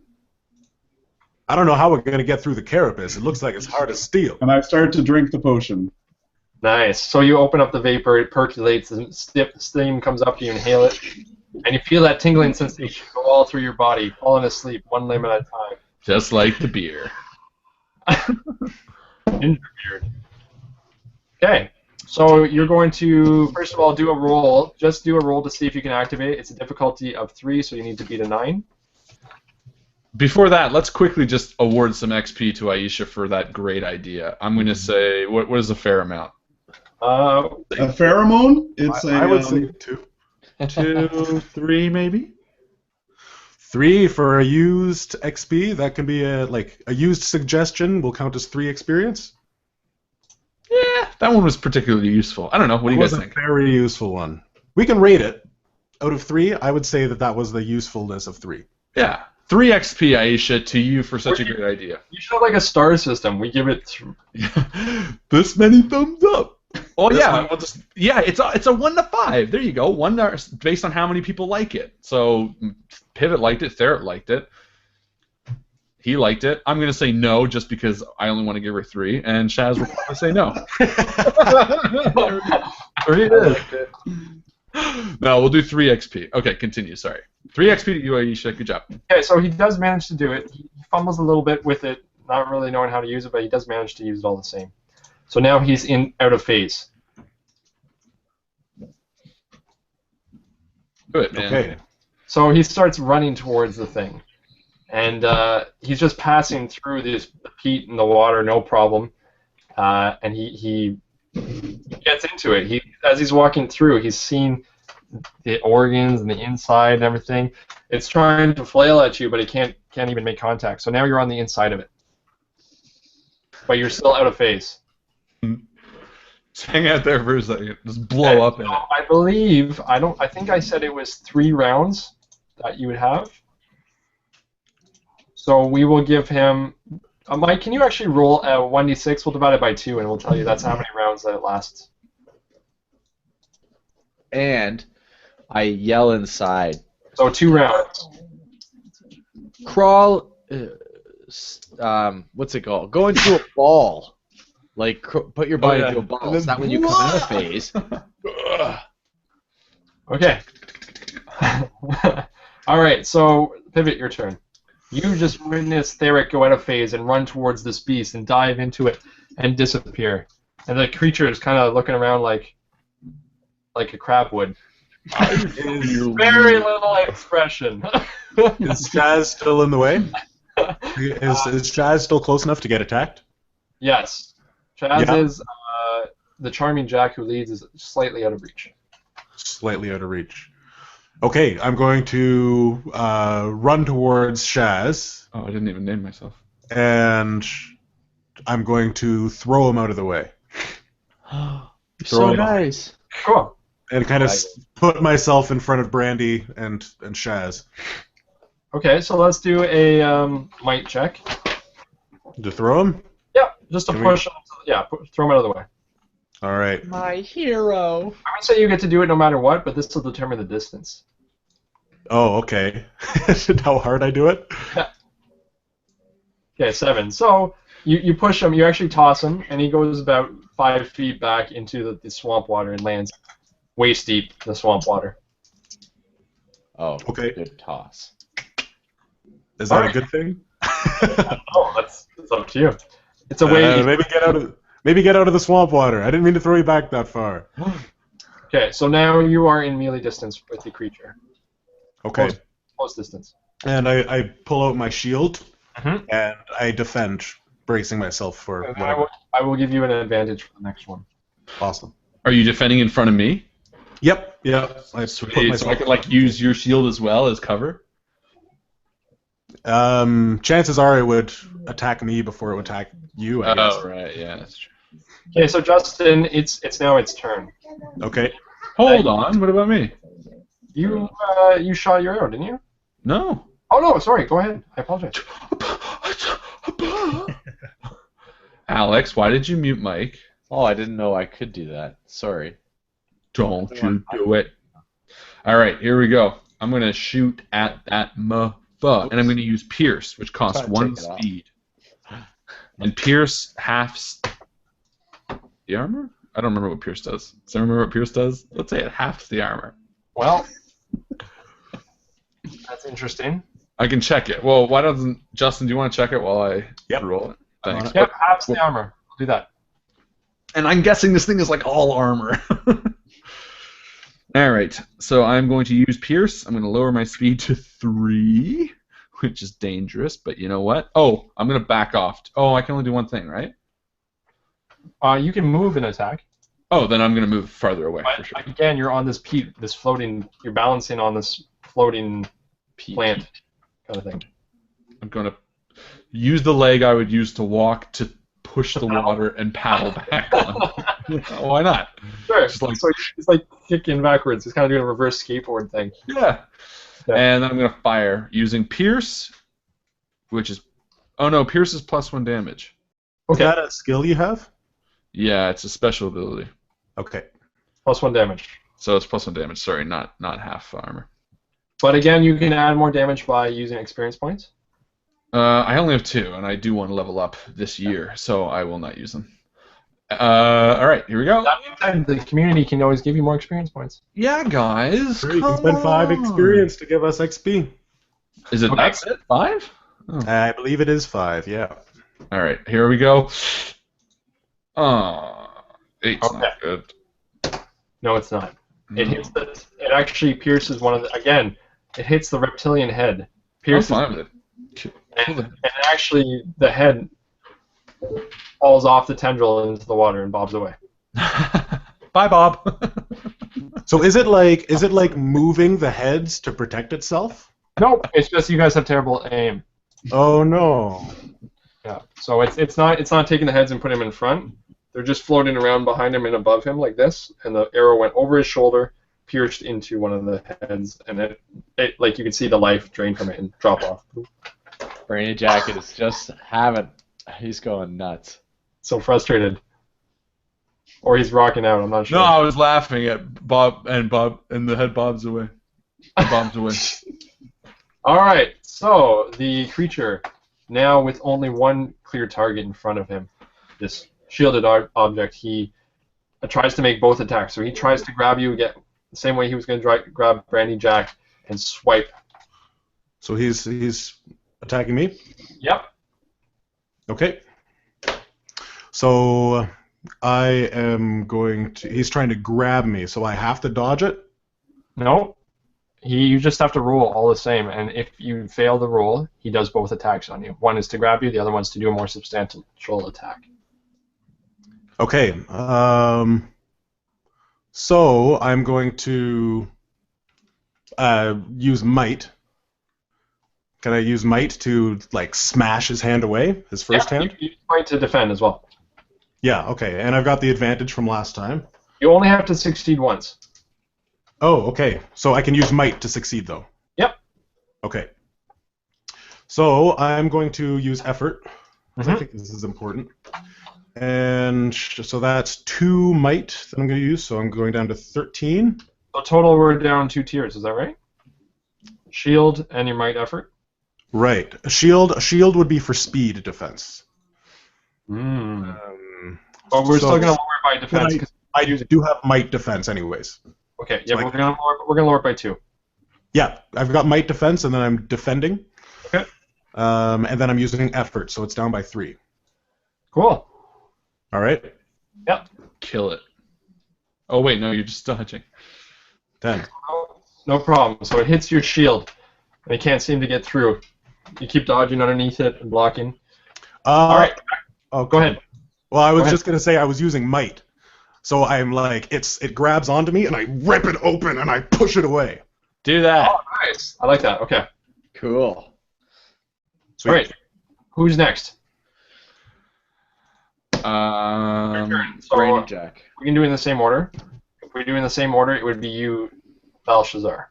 Wait, is the thing grabbed Justin? Nope, he tried and failed. But it's nowhere near him then, eh? Near who? Justin. It didn't grab his shield or something? I thought it grabbed his shield. He tried. He's in melee. He's in fighting distance. So Justin and him are fighting. He grabbed him. Justin ripped open his claws with his extra strong metallic arm. Yeah. And shield, and he's still just battling him and out-strengthening him. All right. So Belshazzar, your turn. I want to identify what these heads are. Yep. Because I'm kind of in the mud here.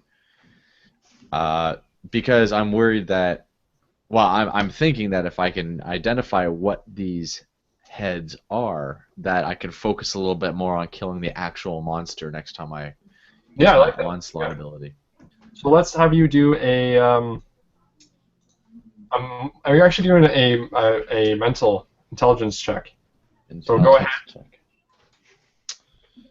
All right, and you know what? I'm going to use some effort. Okay. Because why not? How are you guys doing for health? I'm pretty low. I'm at 8, 5, and 6. So. I'm at 4, 3, and 9. Mm-hmm. Theric will endure. Yeah, I'm doing okay. 13, 12, and 9. And just a clarification on the experience. I got it wrong. It is 5 experience to give us a boost of health if you want to, or give the enemy a boost of health. But we get 1d6. Which I also could use for anybody watching. Love the experience points. All could use the health. Yeah, 10 experience to spend on giving us 1. Shaz, you're trying to probe the minds and try to figure things out. And you are unsuccessful, but you probe the head of the little boy, and you see images of him playing with Aitma in the bog and learning from Fenton Miles, and it actually staggers you a little bit and makes it a little bit more challenging on your next roll. So the old man is Fenton Miles? No, but I've come to the realization that these are still living beings on the back of the crab. Mm-hmm. Am I right? Now, from that, did he get a vision of what Fenton Miles looks like? Because I don't think we know that yet, do we? Yeah, he did. And actually, it is the old man that's there as well. Damn it! The old man that's on the back of the crab. With the one eye. With some sort of device sticking out of his eye. Right, Shit. right. So we gotta save. So the lizard guy's dead. Fuck that guy. Damn it! We gotta save the kid too. It's probably best if we save all 3. But the lizard guy is not dead yet, is he? Oh, the lizard guy, the head was shot and attacked by you, and then shot in the eye by. We fucked that guy up. Sorry, lizard man. I just Alright. picture, Shaz, you can make an attack still if you want. yes, so I use my onslaught ability. Okay. And I'm aiming specifically for, I look in the eyes of the crab monster, the one of the multiple eyes. Yep. So, as I attack, I yell at the other guys, avoid the heads, or avoid the people. And I attack. Nice. So with the 19, you get a minor effect. So you can. It deals 3 additional points of damage. Nice. Nice. And you can strike a specific body part. You can knock it back. You can move past, or you can distract it. It's up to you. Well, specific body part, because you want to make sure you hit that. I'm going to say, yeah, we're going to do a specific body part. And with your onslaught, you're actually going to blind it. You're going to attack the nerve endings that are attached to his vision. And all of a sudden, he's going to be so hindered that he's going to go only by smell and feel alone from now on. So he's definitely Basically, my onslaught ability, I look straight into the creature's eyes, and as I focus my power, I feel it cut through the nerves in the eyes, and the creature just shrieks and starts. Yeah, it sounds like, you know when you put lobsters into a pot? Yeah. It's not just the steam releasing their skin. It sounds like that. Don't ruin it. Sorry. Wait. What does it sound like, Chris? Show us. Screams. Okay. All right. So what damage do you do? Because you do 3 extra damage. Oh, right.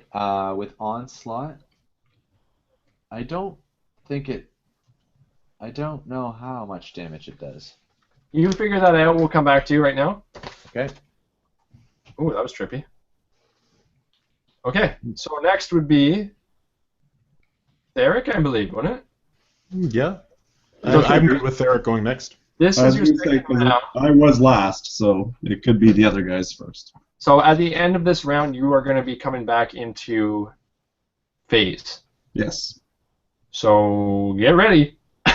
Okay, so he's shouted that we have to protect the heads, and I've seen Theric jump into this thing, and I can assume what he's going to do. Is his bursting going to disrupt any of the bodies attached to the heads, or the heads attached to the body? There's no way for you to really know, aside from the fact that you expect his body taking up the space inside the crab is going to split the crab, and do significant damage, if not kill I it. like those odds. I'm going to shout. However, you are also under the impression that it's also going to hurt Theric, because he's inside this creature. He's coming back into phase. You know, he's all of a sudden kind of being compressed by all that it's going to be kind of a might against might type fight. Hey, Mike, maybe jump out and just stick your hands in the thing or something. Oh, wait, is he the one that we don't know who's metal? Yeah, you don't know he's metal. Never mind. Do what you want. I was thinking, All right. do we see... I wonder if he sees any bones. I shout out, do you see any bones in there, Theric? Like human bones? See an arm come out and just do a thumbs up or a thumbs down. He doesn't have to tell me, but just for his own knowledge, because if there are bones in there, we know that these bodies have been eaten. There's a chance that this thing has just been taking the likeness of people. Maybe not. Maybe that's too far out. But if there's bones, at least we have proof. I agree. But I think because I saw these mental images, I mean, it makes me think that these people are alive and they're not just decoys, because if they were just decoys, I don't think he'd have the thoughts of them. Yeah, that's true. But he did promise that young girl that he would save Fenton. So all I'm going to yell is, that man with the eye is Fenton. Yeah. Going back to that attack, it was it's a 4 damage plus whatever. Plus the 3 for the substantial roll. So 7. So automatic 4 damage? Yes. And what I didn't realize is it costs 1 intellect point, so I've deducted that. Okay, thank you. All right, so Theric, is there any preparation you want to do before you rematerialize? Well, again, I think I would probably cover my head, and then this will keep the forearm blades on the outside, so that as I start to come into phase, I could push up and cut through everything as I go. Okay, so luckily you find yourself in a kind of a cavernous air sac, so as to not have yourself come into phase halfway through things.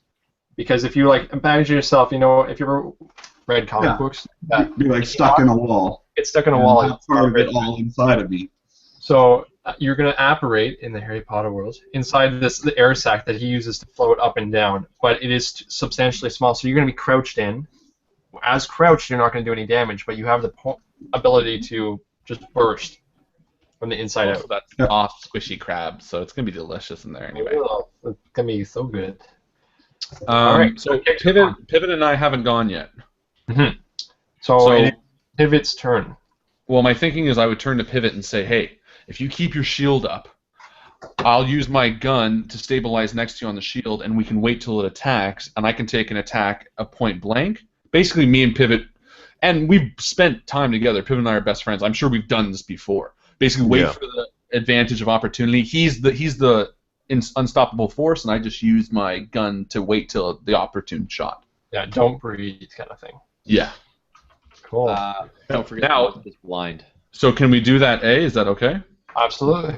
Then the second thing is, I'm pretty sure that there is a rule that when you use a joint attack, that 2 people are attacking together or something like that. There's some sort of difficulty lower. Yeah, I'm trying to find that right now. We're going to call that high-low, I think, is what it is. Okay. Well, technically, though, kind of could be because I'm using a ranged weapon or something. Kind of high. Could fire high. I don't know. I thought there was one there. I know there was a high-low one, but I thought there was another one about groups. You know what, guys? I'm just going to do a GM ruling. I like where your head's at. We're going to give you the advantage. Where's your head at? We're going to treat it as an advantage. Think about it. You're resting it. You're giving yourself a tripod, which is like having another asset. Well, I was also going to call up for that. I was going to say, could we get a bonus for working together, a bonus that I'm stabilized, as well as the point blank bonus, because when it comes close, I'm going to fire at it. Yeah, but so I'm going to give you 2. Okay. And the point blank, I'll give you 3. So and he's blinded. Yes. So, and I'm going to use Pierce, which increases the damage by 1. Yeah, go ahead. What is the point blank do? It just lowers it, right? You tell me. Yes, it does. Yeah, it does. Okay. It lowers it by 1. So it's so it's lowered by like 3, and I'm going to do 1 extra damage if I hit it. I'm going to spend another speed point. And you're going to shoot Theric. Theric in the face. No, but what right here. Yeah, and again I'm aiming right, so I don't. All right. All right. I look at Pivot, give him the old We've done this before, friend. I grunt. That's how he does. That's what he says. That's what he does. He's a grunty. And then we roll. No. You are successful. Seriously? To that point where that was enough. Wow. So, Nice. Good call. tell me what happens. Tell me how you do damage. What damage you do, first of all. Okay, well, I turn to Pivot first off, and I say, all right, man, deal 1-2. Oh, 1-2. He pulls up his shield like that, and in an instant, I pull my jackknife, and I bounce it right on it. And Pivot whispers into my ear, just saying, hold it, hold it. And then when the thing goes to strike, he says it or whatever, and I take the shot as the creature goes to reach in with its head a little close. Just Kind of like an opening where the joints are meeting. exactly. And we take the one shot, which does additional damage, so that's 5 damage. 5 total? 5 total, yeah. Okay. Into the joint of the thing, and the thing reaches back, or whatever the sound is. And all these And legs flailing. It's still... And, Go ahead. oh, I just hold up my fist expectantly. And I bump it. We say, yeah. Ooh, yeah. All right. Oh, yes. So, the round ends, and it is back to the creature's turn. It is just taking substantial damage, and it is hurting, but it lurches towards Pivot and sees that he has 2 targets now. He's going to make 1 swipe at Pivot and 1 swipe at Brandy Jack. So, can you guys please make a roll? There is. I can take the attack. Oh, okay. Never mind. Nope. Never mind. So, is that your roll? What? 10 there. Oh, no. That's my last one. I'll let him go first. All right. So once again. Been lowered because of his blindness. Okay. So he's more or less just flailing wildly. All right. I'm going to just roll. Yep. 14. So you're fine. Again, you're using your might. Yep. Okay, so he strikes towards you, but you're standing too strong, and you just withstand it, no problem. All right. Now, I never did actually take my turn last round. Oh, that's true. Yeah, he didn't. Yep. Oh, okay. I thought you were going to use it to help him.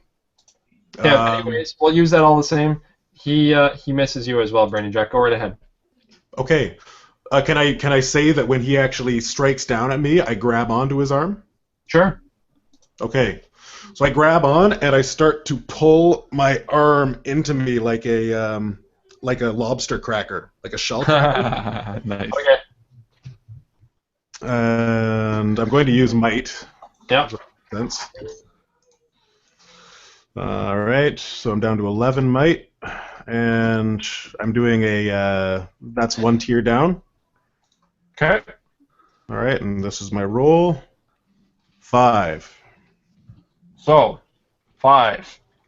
5 is not enough. So Nope. it struggles with you and pulls its big claw out of its way. Okay. Okay. So it's now made its attack. We're back to Chaz. And Shaz is his real name, not Chaz. The Chaz. Yes. I've done that too.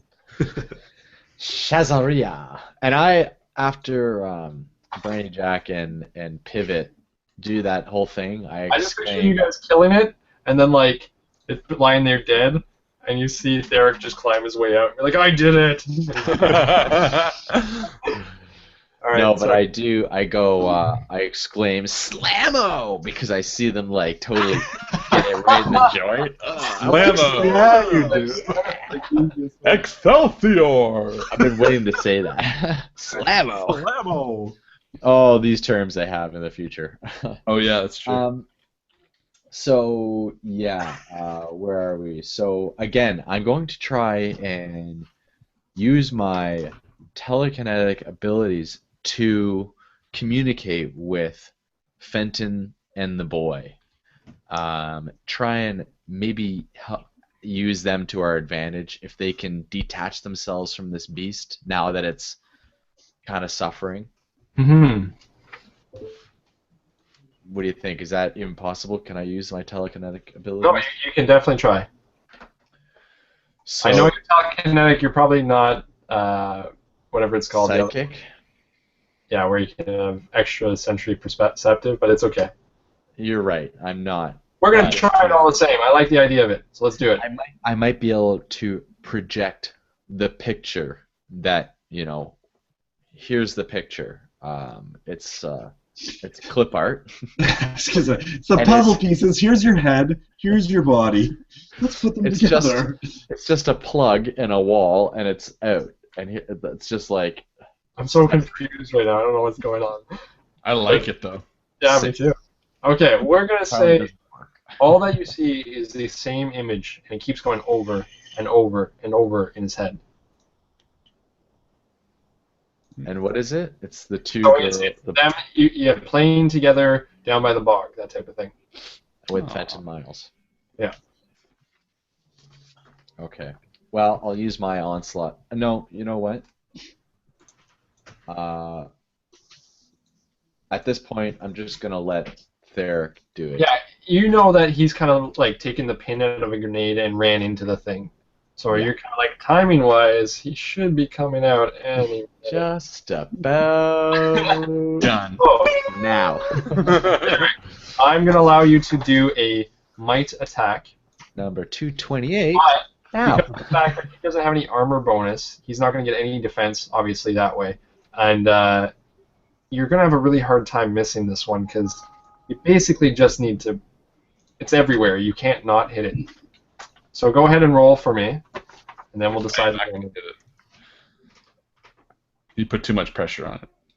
Okay. So you come back into fruition, and you're just covered in this mucousy slime. What do? It's not dead. You're in this like this sack inside of it. Oh, sorry. Again, think about using my forearm blades. Yep. To push through and out. Okay. So let's see what damage you do. So we're gonna add an automatic 3 points of damage as if you did a natural critical. And what is your normal damage with that? Forearm blades is 2. Okay. So go ahead. So it will just do it automatically, and you actually crack open through the top of the thing, and it just splits open in this heap of white flesh and mucus. That sounds sexy. And you see all the heads go lifeless and then drop into the water. No! And I exclaim, Slammo!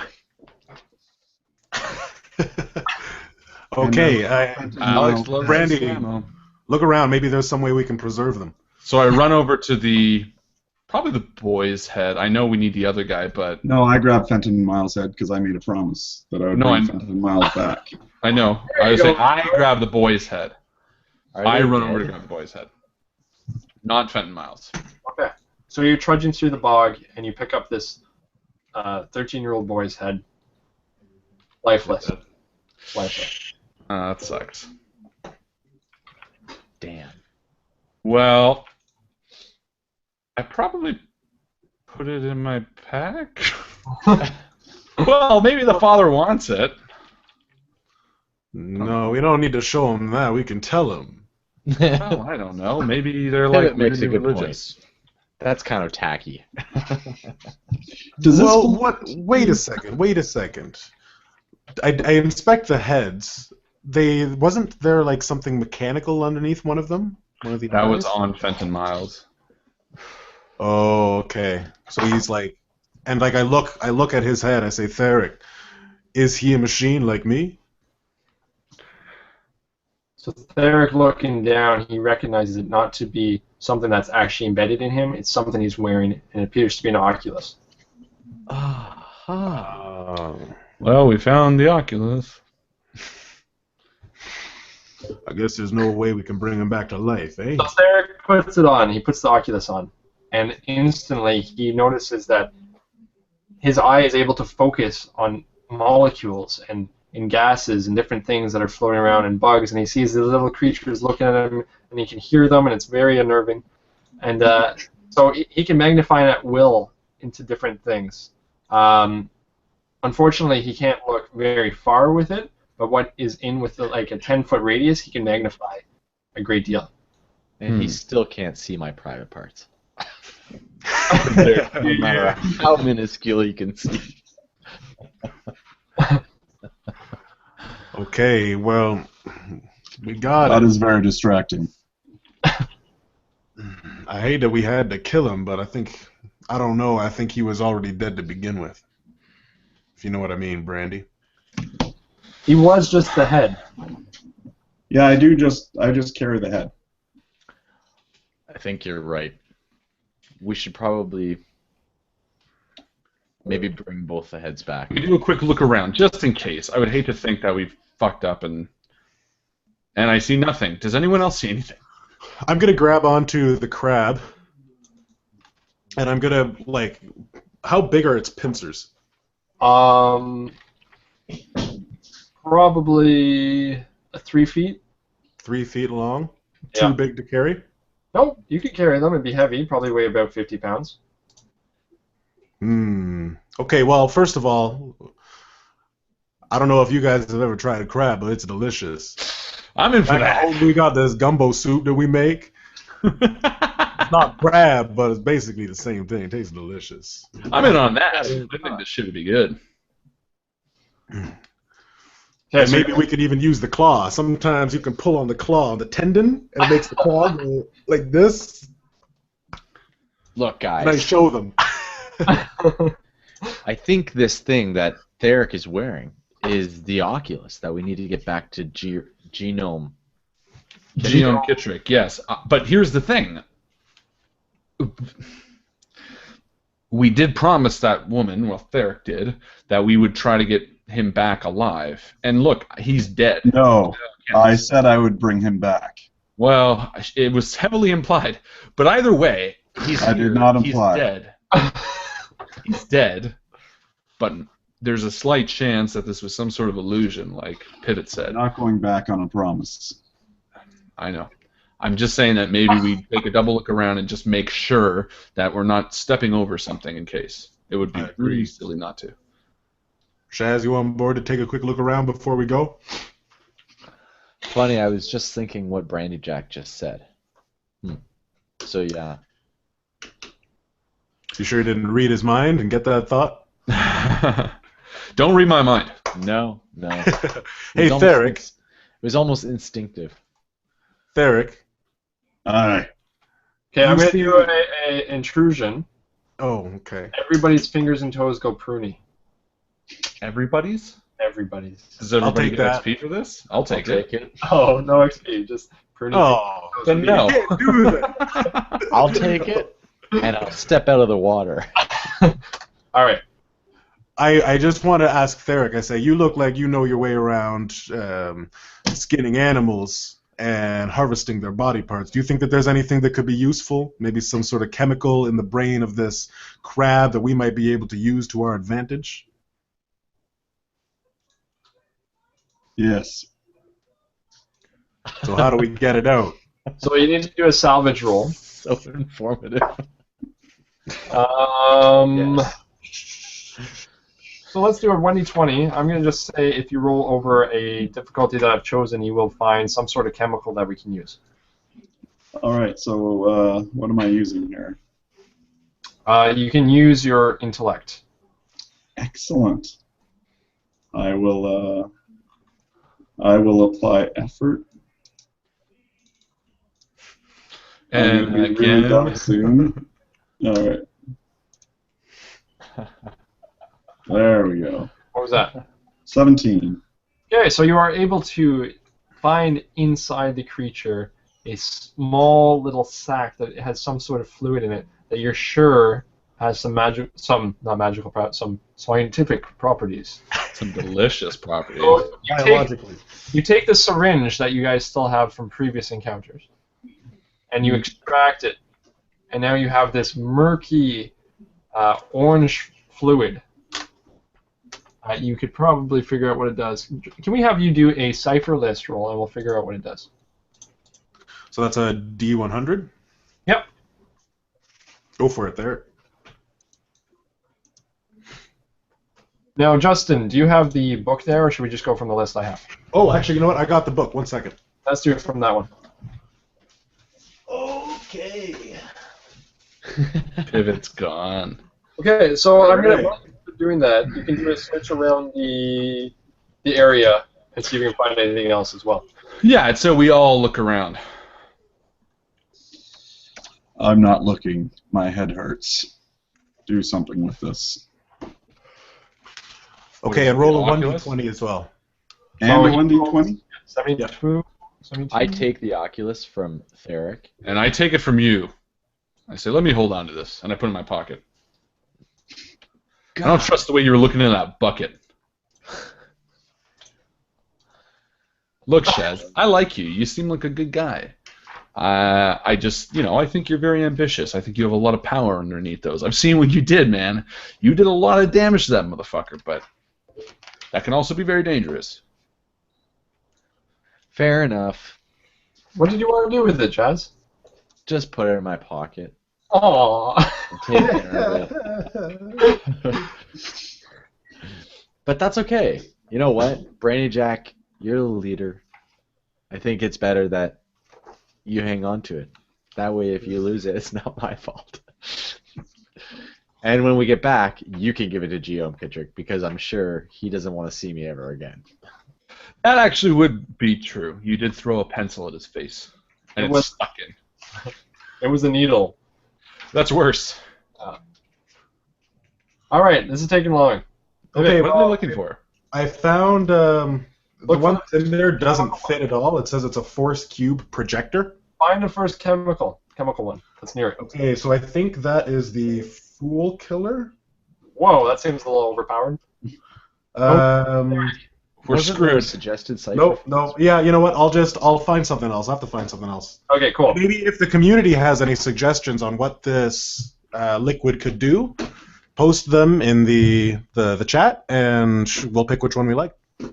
That always sounds good. I'll do a post. I can just pick one if you want, or you guys want to do it that way. No, It's easier to Not in a rush involve the for it. community, and then we don't have to be blamed. So is everyone doing a search, or we're going to move on? Yeah, I want everyone to search. While they were doing that, we were searching. Okay, one person can search. Go ahead. No, like we would do a fan, like you look for a body. Yeah. Well, that's what I would do. I'd be like, look, let's just take 10 minutes and Yeah. walk from here to here and make sure we're Time, and you eventually do come across the remains of these bodies. It appears that they've come down that river, covered in this mucousy slime, and most of them are been eaten away by carrions and different things.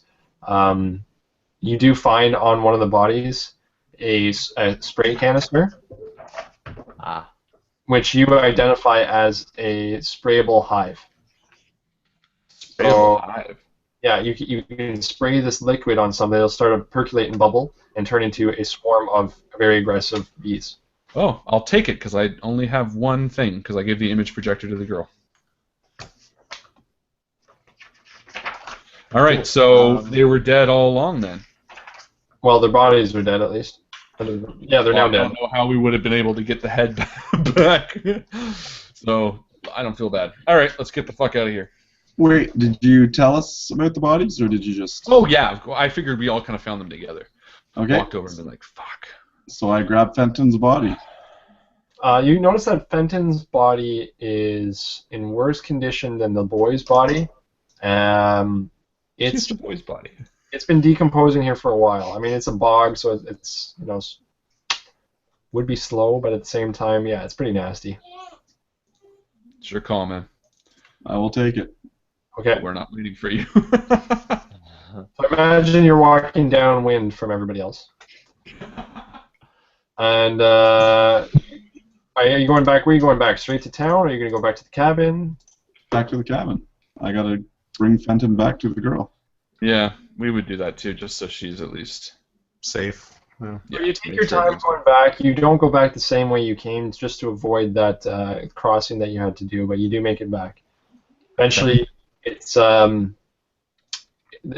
Actually, the sun's starting to come out, and you are approaching the cabin, and you see that there's some smoke rising, and you can smell something delicious. Oh. We could use some of that right now. I am fucking beat. She's made food. That's awesome. He's the talker. She's No, made food. That's Theric. What a woman. And I turn to Brandy Jack, and I say, Brandy Jack, what's the deal? Why did you take the Oculus from me, and why are you so protective of everything around me? It's kind of annoying. Look, let's get inside and we can talk, kid. Let us bury the body before we go inside. Might be a good idea as well. All right. And I kind of shrug off. Yeah, you would, bitch. So we go to the side and slowly bury the body. Do you want to tell her before we bury this? No, she does not need to see it. But I did promise that I would bring it to her. All right. And she should know what happened. Okay. Then we dig a hole and we chuck the head in. And the body. And the body. And you bury the boy's head as well? Never brought it. It is floating back there, okay. I thought Yeah, that's pretty bad. somebody else grabbed it. No, I didn't. I was going to, but Pivot said put it down. Look, Pivot and I, as much as we are, nice guys, we're so utterly kind of done with this stuff. Right, Pivot?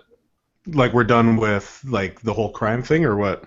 No, like I kind of picture our characters being like so comfortable with this stuff that we put on the faces for everyone and we're kind of like we're really sorry, but the minute our backs are to the book, we're like, nah, let's figure out what's different. Yeah. Cut their arm off. Exactly. That's exactly it, and that's what we are. So we stand there and we're kind of helping and solemn, and then we kind of turn around and we're like, oh my god, that smells so great. Let's go find out what's inside. Okay. Gabe just had a suggestion, and I'm just going to post it on the chat. Sure. All right. The crab juice makes the... Oh, I guess you didn't want us to read it then. No, the crab juice makes the user skin become hard like the shell of a crab for one fight. I like Good that. about that. Yeah, You good. like it? It's, yeah, you will take 1 point of might damage when you do it because it's painful as your skin transforms, but you do gain 3 points of armor class. Excellent. Okay. Good suggestion. I think it's a great suggestion. Well done. Okay, so who has that right now? That's Mike would have had it last. Yeah, we'll give him, how many XP, guys? 3. Yeah, let's keep it 3. This is a great idea. Why not? Put it Excellent. this way, the Running Dead game ate everyone down. We're pretty much starting to 0 for most of these people, so I'm fine with going a little overboard, especially if they're going to help us. So we walk inside to see Aitma. Yeah, she looks around and she instantly sees Theric come in, and she runs over and she's like, "Did you save them?" I they're promised okay. you I'd bring him back. And I did that. What do you mean? Brandy Jack, I feel like you make would the be promise better at Then this. you make me cover up the fucking dirt pile. All right, look, Aitma. Theric is a very literal person, and he said, I will bring Fenton back. Unfortunately, when we were rounding the witch's house, which, funny story, wasn't a witch so much as a giant fucking crab, we found that Fenton had been killed, actually, a quite long time ago. And I comfort her, and I embrace her, and I say, look, I understand that he was important to you, and we never got the chance to meet him, but we've decided to hold a little funeral for him outside, if you'd like to come and say a few words. You see she gets all choked up, and she kind of actually knows what you're talking about, and she's like, Fenton always said it was dangerous down here. I thought he was just trying to scare us. And she walks over, grabs a book, and hands it to you, and it says, basically, The woods are dangerous. By Fenton Miles. God, not dying in the woods. It says mesomeme, which is basically it logs what that creature was that you were fighting. And she goes, Great. I know what you're talking about. How foolish could I have been to think it was a witch? She breaks down in tears, goes over to where the graves were, and just kneels beside them. and And I remains. walk over and comfort her while, do that thing. So she So, eventually gets over that. It's tough. She's, bloodshot eyes, and she says, "Well, I made food. We should eat." And she brings you back in, and she offers you these bowls of this really rich hot soup. Yeah, it is. So Right. you guys all take back a heal. So I believe it is 1d6 plus your tier level. Excellent. Oh wow. nice. Oh. Plus your tier level, so And one. you can distribute that wherever you'd like, right? You can put it all in one. You can put it all over. Whoa. All right. Sitting pretty. Damn. What'd you roll? A 2. 5 plus 1. Oh, nice. And you roll 2, Alex? Yeah, plus 1. Do we get any bonus for, physically having the book? What are we looking at here? Why the woods are dangerous? This is the books you handed us. I always knew the woods were dangerous. It's Beware the honestly, it's just, it looks like it's been cataloged by Fenton Miles, some research that he's kind of done on it. It basically tells you the information that the heads are dead. It was just a food source for this crab. It feeds off the mental energy, basically, so it keeps the brains alive, but it's not like they're really living. Got one as well. Fuck. This is just for healing anyway, right? Yep. I mean, you guys have waited 10 hours again, so you could do another heal as well. What happens if we just You can sleep? do a whole round of heals as well. How do we get back up to full? Like, what if we just sleep? You got to continually do these things. So if you want to do the 10-hour one, you can do it again. But Yeah, after the 10-hour one, you can do the 10-second, the 10-minute, the hour, or the 10-hour one again. Put it this way, I'm going to have to max out, because right now I'm at 2 speed, I'm at 4 might, and I'm at 9 intellect, so I need to get back up to full. So, okay, you guys, you agreeing that you're going to rest either way. You don't have to do your rolls if you don't choose to, but for those of you who can do it, you can take a 10-hour one now, and then again the 10-second, the 10-minute, another hour, but not again another 10-hour one. So a total of 1, 2, 3. Everybody get that? You can do 4 heal checks right now if you wanted to. And then we just get them all back? No, you won't get them all back. So the 10-hour one is the one we're doing right now, so you're basically sleeping for the night. But that resets you, allowing you to do the 10-second one, the 10-minute one, the hour one, or the right? Gotcha. You have a choice right now to do the 10-hour one. I And think we that'll should do that. Because we've already used the 10-minute, and some of us And have we also just, used the we 10 just used the 1 hour one too, right? Might as well. You're gonna sleep. You guys are wrecked, anyways. All right, I'm going to use, so we just roll another 1d6 for the 10-hour one? Yep. Really? That's it? That's We it? don't go back up to full? Well, right away you can do the 10-second one. You can do the 10-minute. I'm back up, I got 6. So there's no way just to like... Seven for that. No, there's no way to just flatly do it. Let me just get Oh, this what do you straight. add to it, sorry? You roll 1d6 and you add something? You add your tier. Oh, so 7. Okay, so that would have been 2 last time. All right. Let me I'm just get pretty this sure I have straight. that right. If anyone wants to check, make sure I have that right. I'm pretty sure that's right. I saying- totally get the one. I get the action, the 10 minutes, the hour, 10 hours, but I feel like it would make sense if there was like some way just to get them all back, even if Well, we just. you gotta think now that you've rested, you can do another 10-second one right away. Well, the only problem is because like these guys are now full, but I definitely need another.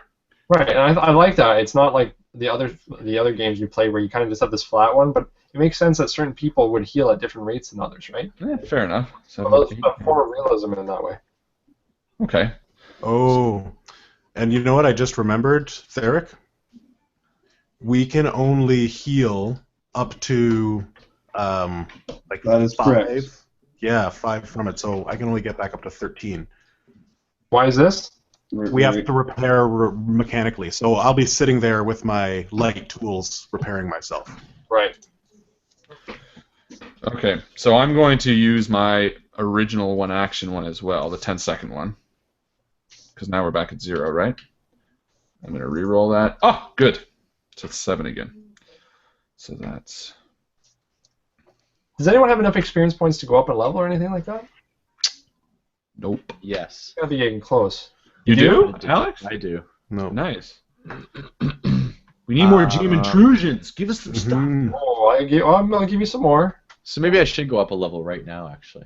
Yeah, get rid of it before it's too late. Yeah. Which means, though, if I use a GM intrusion, it'll have to happen.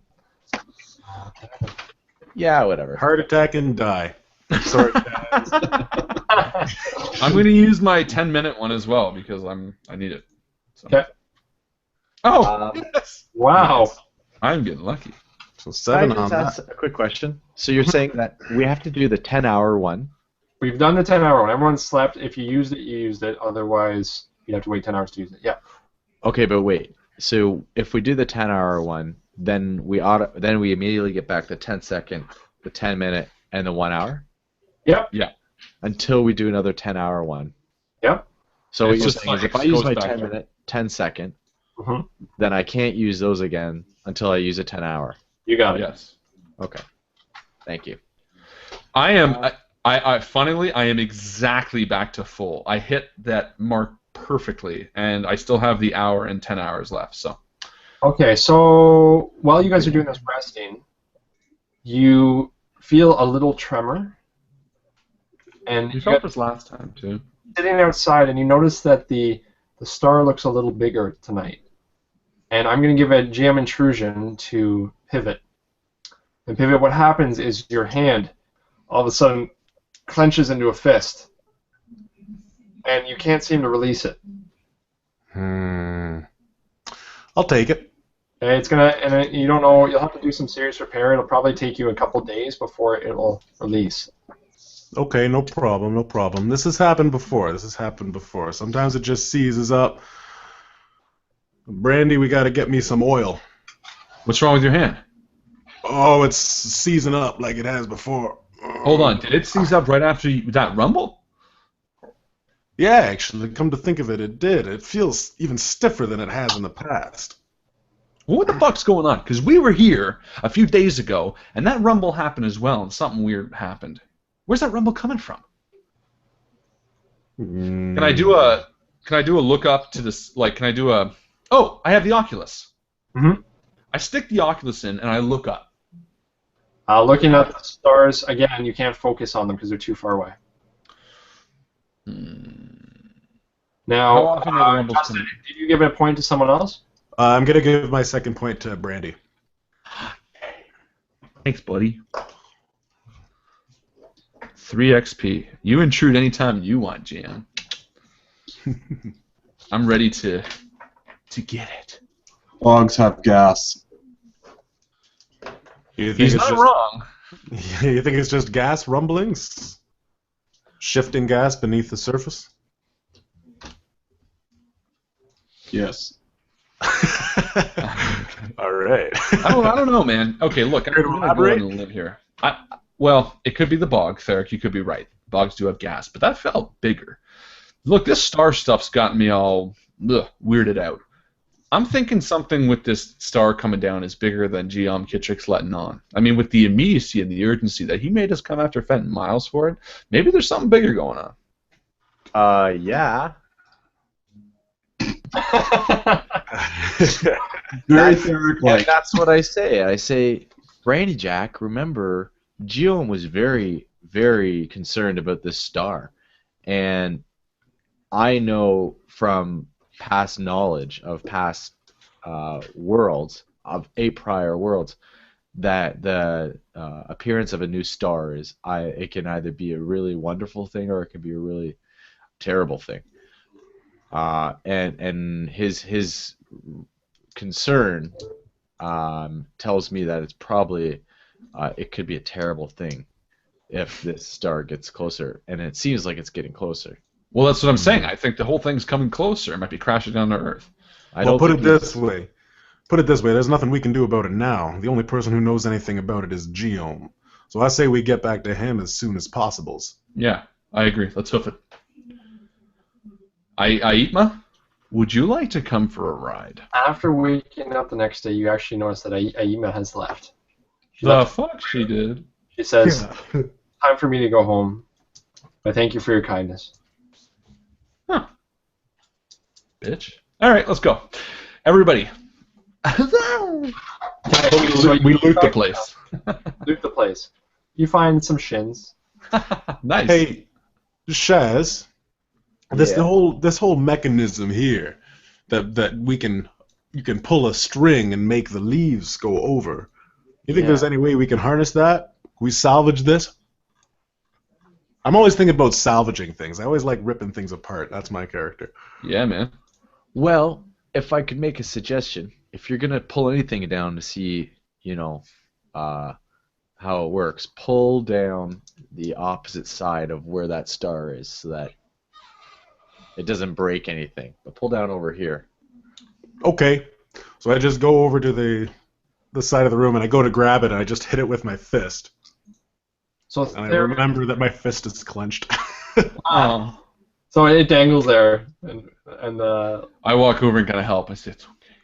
so Theric walks over and kind of grunts and looks up, and he recognizes the fact that these trees are what's actually causing the foliage to come out. It's just something that they do. They actually react to the fluid, and foliage comes out to absorb it, and then goes back in. So it's really just he's pumping water up to the leaves and to create the roof when he wants it to be there and when not to. Yeah, we could use that. Break off a branch. Okay, so you break a branch off and you put it in your pocket. Yeah. Okay. Sounds like an old 1920s song. You Break break off off a branch, you put them in your pocket. And that's the way you get a Dame's number. Is that a branch in your pocket? Mm-hmm. All right. All right, so we've salvaged everything we can. Let's hit the road. Now, are you going I to wanna bring the Geom, bucket or are you with going us, straight too. to Geom Kitrick's place? Yeah, we might as well. Where are you going? Straight to Geom's? Yeah. Okay. So you. And yes, Shaz is bringing the bucket. Yeah. Oh, so you're carrying the bucket. Yeah. Should we put the crab in the bucket? The crab meat? Instantly, Chaz, you're gonna get a point, a experience point. Oh. Something stirs in the water as you're looking down at it, and it leaps out and clenches onto your face. Ah. This is the galaxy bucket thing. Yep. And It plunges onto my face. yep. I'll show you what it looks like, if I can. Here we go. Like alien. It looks like that. Holy fuck! I can't see anything. Oh yeah. Okay. Oh, yeah. Jesus Christ, don't do it! It is like a crab in a bucket, eh? So that's going on. So you see, that's happening. Chaz is freaking around as this thing's latched onto his face. Well, I run over immediately and I try to get it off. Okay, so it actually comes off pretty easily. The sucker's comes off and it's dead. Okay, and I look like at Shaz with probably more care than I've shown the countless people who have died. And I'm like, are you okay? What the hell was that? Are you okay? I don't know. And he can't say anything. Oh, His shit. voice is gone. Are you... Shaz, are you okay? So, yeah, he doesn't know what's happened. He feels like it should be speaking, but nothing's coming out. Okay, and Brandy Jack, for whatever reason, gets really serious about this. And he's like, I turn to Pivot and I'm like, hey, we need to help him, now. We will be better able to help him back in town. Look, he can't talk, that thing just jumped on him. It's fucked him up. What is wrong, Shaz? Why can't you talk? It's okay, Brandy. It's okay. We'll get him back to town. Maybe Geom will be able to take a look at it. We got to stay calm. I like the way he sounds better now. Theric, that's not helping. Derek, that's not nice. Be cool, Let us man. Continue on our journey. Okay, so you guys And continue. I look at Brandy Jack with like these concerned eyes, and I just say, like my eyes are saying, "Thank you for helping me." You'll be okay. Just some Shaz. expressive eyes. It's more like this. All right, What is this fucking thing? I pick it up. it's dead. It is. It looks like a. Did calamari with his nasty face, the stretched out face, and these nasty teeth. Did All I right. experience anything while it was on my face? You felt like you felt like you were just exhaling constantly. You know when you're winded and you can't breathe in, Yeah. kind of that feeling, but you can't stop breathing out. All right, I pick up the creature. I pick up the creature and I put it in my satchel, and I fucking I walk away from the bucket and I say, I don't think we should bring that thing. Well, when we look in the bucket now, is there anything, or is it just an All empty the bucket? same starry sky. I think this is another world, guys. This is some other fucking thing. Whatever was in there, that world jumped out and fucked him up. So I'm thinking. You can't say anything. I'm not saying anything. Oh, I'm okay. thinking. I take that cloth that was on top of it, that was covering the bucket, Okay. and I put it back on top of the bucket. And another one jumps out at you. No. But there's a And then cloth on it. I go like this, like. All right, well, he's already fucked up. I guess he can carry it. Yeah, so you're gonna bring the bucket? Yeah. Yeah, Okay. So we head back to town. Okay, so you skirt the town because you're going straight to Jerome Kittrick's house. yeah. So he's on the outskirts, so you don't have to go straight through town. Wait a minute. Before I stop halfway through, like we're traveling, we're probably near the hand. Remember those fucking monsters that was in the giant hand? Yep. But before we get there, I turn to Shaz and I'm like, hold on one second, and I make him open his throat and I look down. Okay. Is there anything down there? No, it looks pretty normal. There's no like creature in there or anything like that. Okay. Can he breathe? Can he make any grunting? Fine. Everything's fine. Air's still coming out. You just get the impression that it has somehow disabled his vocal cords, so he can't make noise. Okay. Are you trying hard enough? No, Gabe just had a good suggestion. He said pull out whatever's in his throat, and I'd actually never thought of that. Yeah, that's a good idea. I didn't think of that either. And as Brandy Jack's looking down my throat, I just give him a big hug. I'm just so thankful that he pulled that thing off my face. And it's immediately met with kind of like nervousness, and I kind of look at Pivot. I kind of just shoot an eye at Pivot, and then I'm kind of like, okay, it's all right, man. We'll get you out. That's so gross. Looks like my ex-wife. Reminds me of the Insane Clown Posse. ICP for life. All right, then we continue on straight to Geom's. Yeah, as you're going, slowly but surely, Shaz's voice comes back to him. Oh, thank God. It's a whisper at first. It feels like you've been shouting for days, and your voice is sore, but it's slowly coming back. You can make a noise, and you feel like after a certain amount of time, you'll be able to speak again. It feels like I've been shouting for days. All right, well then don't talk anymore. You got your voice back. I'm happy. So you get to Jerome Kittrick's house. Door's shut. Yeah. Again, the door opens slowly and goes, "When did you get it?" Yeah, we got it. Let us in. Yeah, hurry. Bring it in here. Have you seen the change? What change? And this head, again, from these wires and all this tubes coming back, swings into view. With a red mark right here. With a little wound. Oh, it's here. Yeah, that's right. Little Band-Aid. I should know, like a piece of like toilet paper. So he's looking around, and he goes, "Where's the Oculus?" Hold on. We do have it, but you gotta tell me one last time why we're looking at that. Looking at what? What are you talking about? Look, what are you afraid of? We heard some rumbling. We felt some quakes. Is this thing crashing on Earth? What do you need the Oculus for? I don't have time to explain to you fools. Look, we got it. So you better make time. We're gonna help you. The wires and stuff start writhing a little bit. He goes, "Fine. I need the Oculus. My telescope is powerful, but not powerful enough. Yes, I am worried, and I have felt the tremors. I'm sure you have as well. I can tell you in my research that, as far as I know, the last time that one of our worlds, has come to an end, had some sort of global event. And I think it had something to do with the appearance of a star from literature that I've read. So what do you think you can do with the Oculus? You think you can save us? If it is what I think it is, perhaps there's a way. I have been doing lots of research for the Queen into longevity of life, and I believe that I can stop this.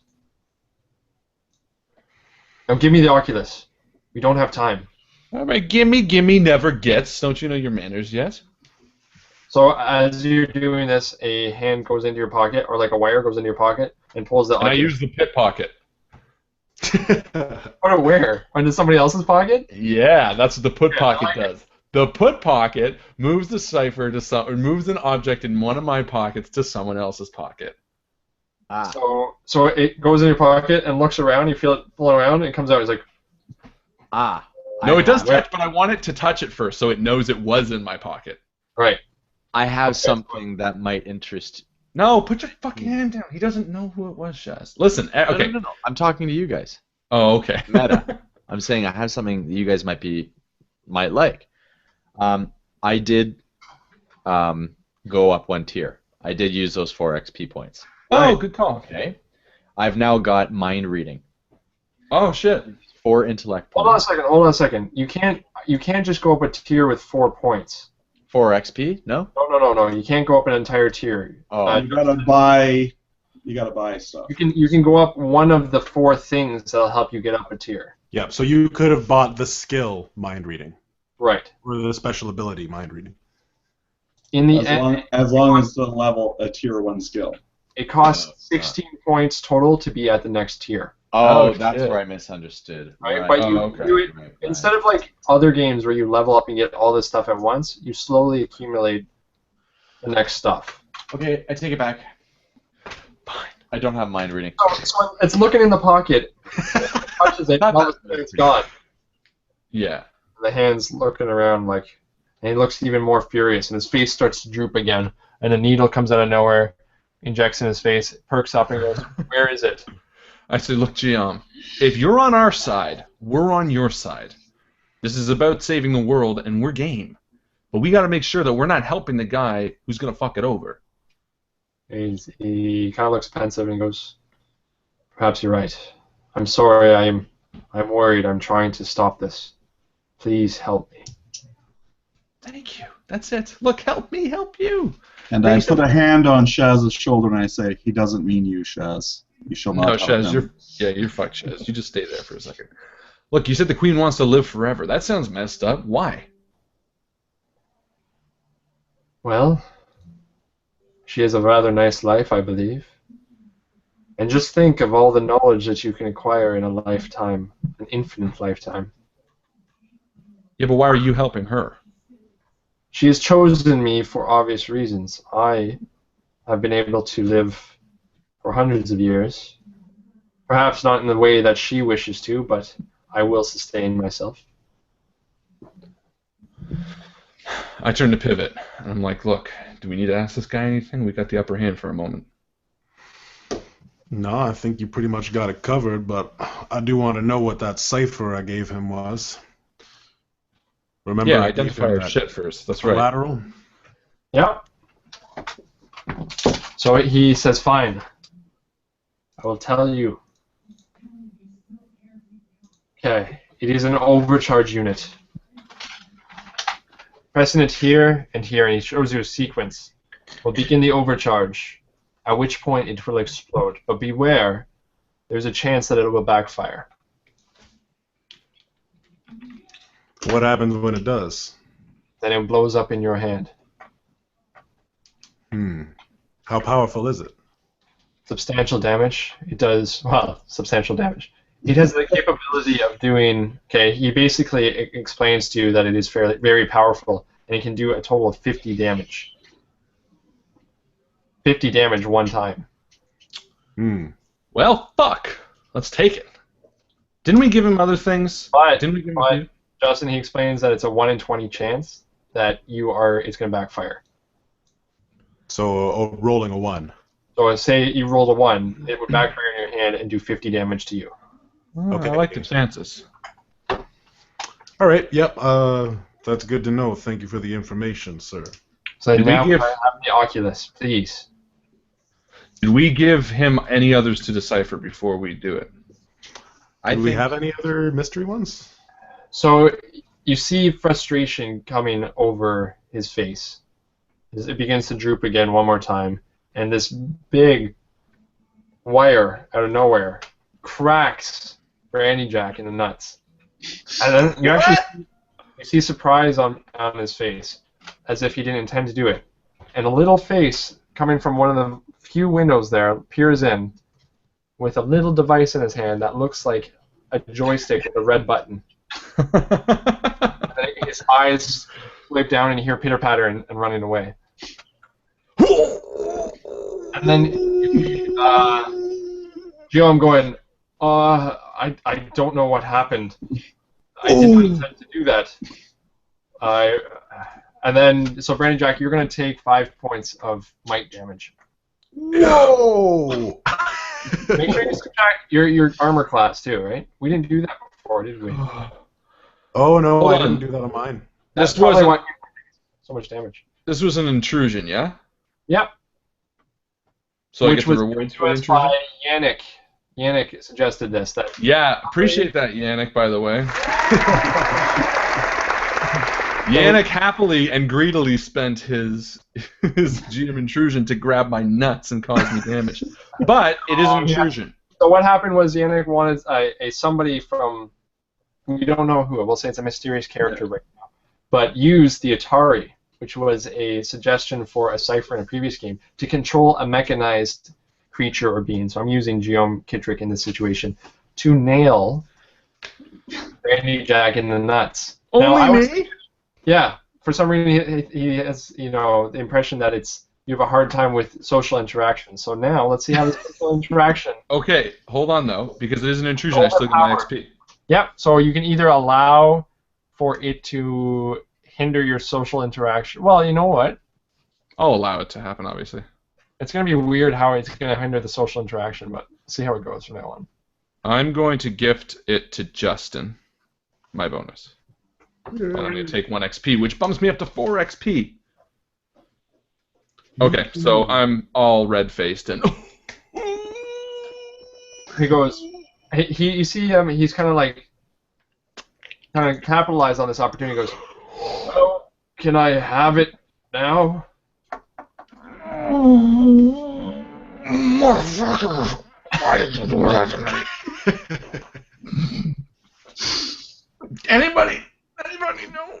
Okay. Yeah, it's in your pocket, you moron. Whose pocket? He's just a face. It's your fucking pocket. Where are your pants? He's a floating head. Yeah, maybe his pants are draped over a fucking chair. I don't know. It's like, I don't know whose those are, but his tentacle goes into the pocket, and there, in fact, is the Oculus. Maybe he's got some. Like, you can make it like a lab coat, an old, dusty lab coat. Yeah, an old dusty lab coat. That makes sense. Oh, there you go. So without him even turning his face, he goes, "Thank you," and you see the wires and these like appendages starting to assemble it into his telescope. Can you let go of my balls, please? Oh, and he apologizes and lets go. Motherfucker. So his head swivels around. He goes and he looks into the Oculus. He goes, just as I thought.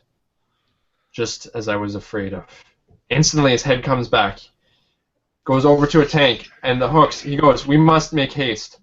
And the hooks start popping out of each side of his face. And his face starts to flop off, and it falls into this liquid. Into this tank. Where his face is floating. With a little speaker at the front. And this laser starts cutting into his head, and slowly looks like it's taking him apart. He goes, I must make my way to Kai. My laboratory there will better suit me. You must join me. Your services will benefit. Must join you? Fuck you. You just grabbed my balls. Perhaps Wait, if you Brady Jack. This is our opportunity to help save the world. Fuck the opportunity. I got my balls. So slowly his face is being scanned and disintegrated. Where are you going? Like I said, I'm going to Kai. My laboratory's there. We can stop this, but we must hurry. If you want to help, if you want us to help you, is there anything that we could bring to you in your laboratory in Kai that could be useful to us from your laboratory here? I think especially you, Brandy Jack. I really need your services. We are having some trouble with the resources that are being accumulated at Kai. There's been a shortage. You fucking kidding me? Did you not see what just happened? You grabbed my balls. What do you want my help from? Oh, it matters little. You won't have time to reproduce it's not little. That's not even fair, man. You just grabbed it. You didn't. Oh, you're wasting his time. He's almost half gone already. He's like, hurry. You will find in the case by the door a few items that might help you on your journey making it here. Please take haste. Make haste. I will see you in Kai. Come contact me in the laboratory. You'll know how to find me. Yeah, maybe. So as he's doing this, slowly going over his lip. Like a fax machine. All of the wires in the room just go limp. And I turn to Brandy Jack. Yeah, thanks guys for jumping on that fucking moment. Brandy Jack. Don't you understand? Your balls will heal, but if this star crashes into the Earth, there's no reason to even have balls anymore. They won't even be existing. All right, but Pivot, I need you to check them. I think you might have pivoted. And I have already turned my back, unfortunately for you, Brandy Jack. I'm sorry, man. And I'm looking through the box of stuff that he said that we could Theric, go through. I just need you to check it, man. You're going to do it. You could do a nature. You could do a nature roll. All right, so Theric walks up. Thank you. Just gives him a good quick palm to the groin. Oh, motherfucker! If that hurt, they're still effective. You fucking cocksucker! That wasn't even funny, man. I hate you. Brandy Jack, I know you're mad at Geo, but I'm just saying, I think he pinched something. I'll take a look. Thank I'll you. take a look. All right, so while he looks at my balls, what are Pivot and Theric doing? Yeah, they're bruised. Oh, what is it like pinched? Like is Oh, is someone pulling up a picture? I hope not. Screen went black for a second. Bruised balls. Or a clip art? No, I'm not. I Clip just- art.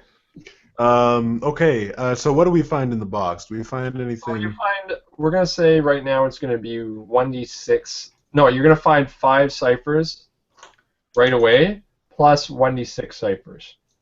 So someone roll the 1d6. I'll roll it.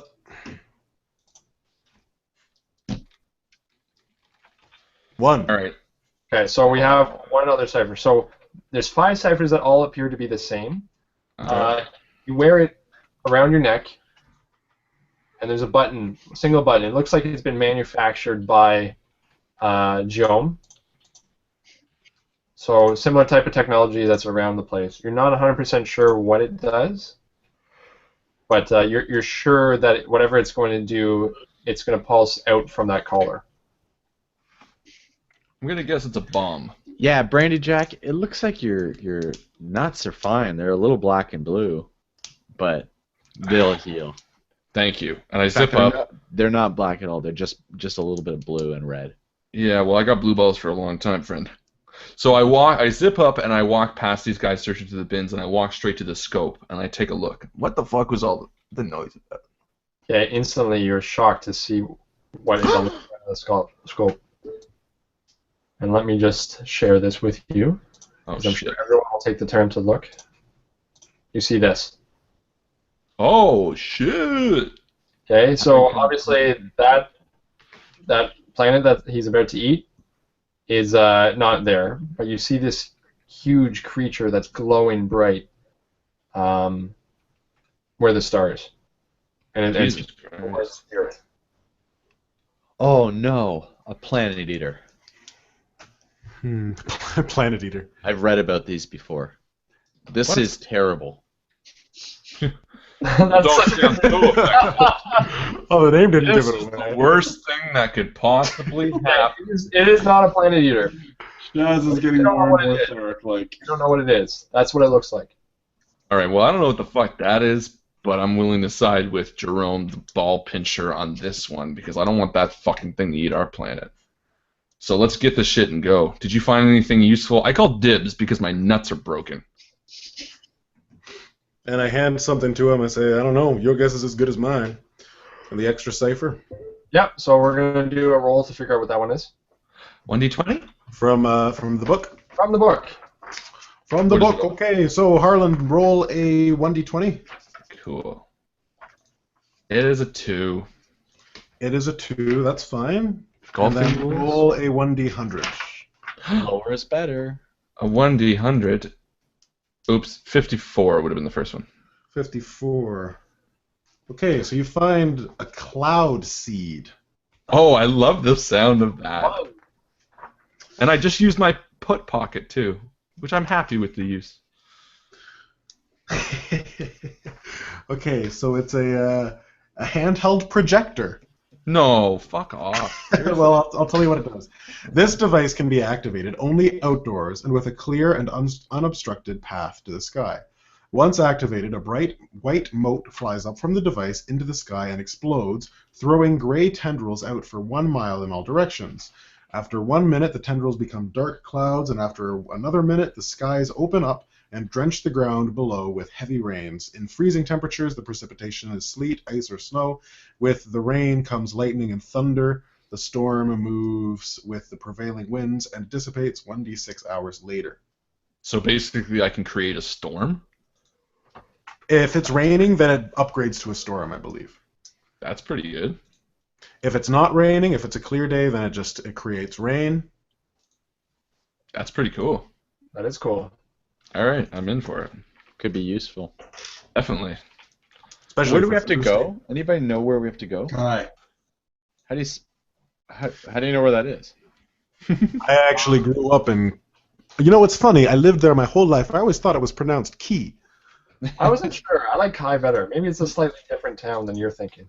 Maybe it's just the way my people... You were not raised there, family. so then it's a different town. I wasn't raised there. No. Oh, I always thought... Okay, I was born in Key, but it's very similar. I thought it was Kai, but no. Very, very different. Yeah. So you guys leave in a hurry because it seemed that everyone's seen what is coming. And Or do we? Maybe we take our time, because my balls hurt. it's up to you guys.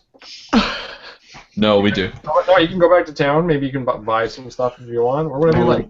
Maybe we should tell Fenton Miles' dad that his son has passed on. Fenton Miles' dad is already dead. Yeah, no, the kid. The farmer. I'm thinking of. Yeah, the farmer's kid.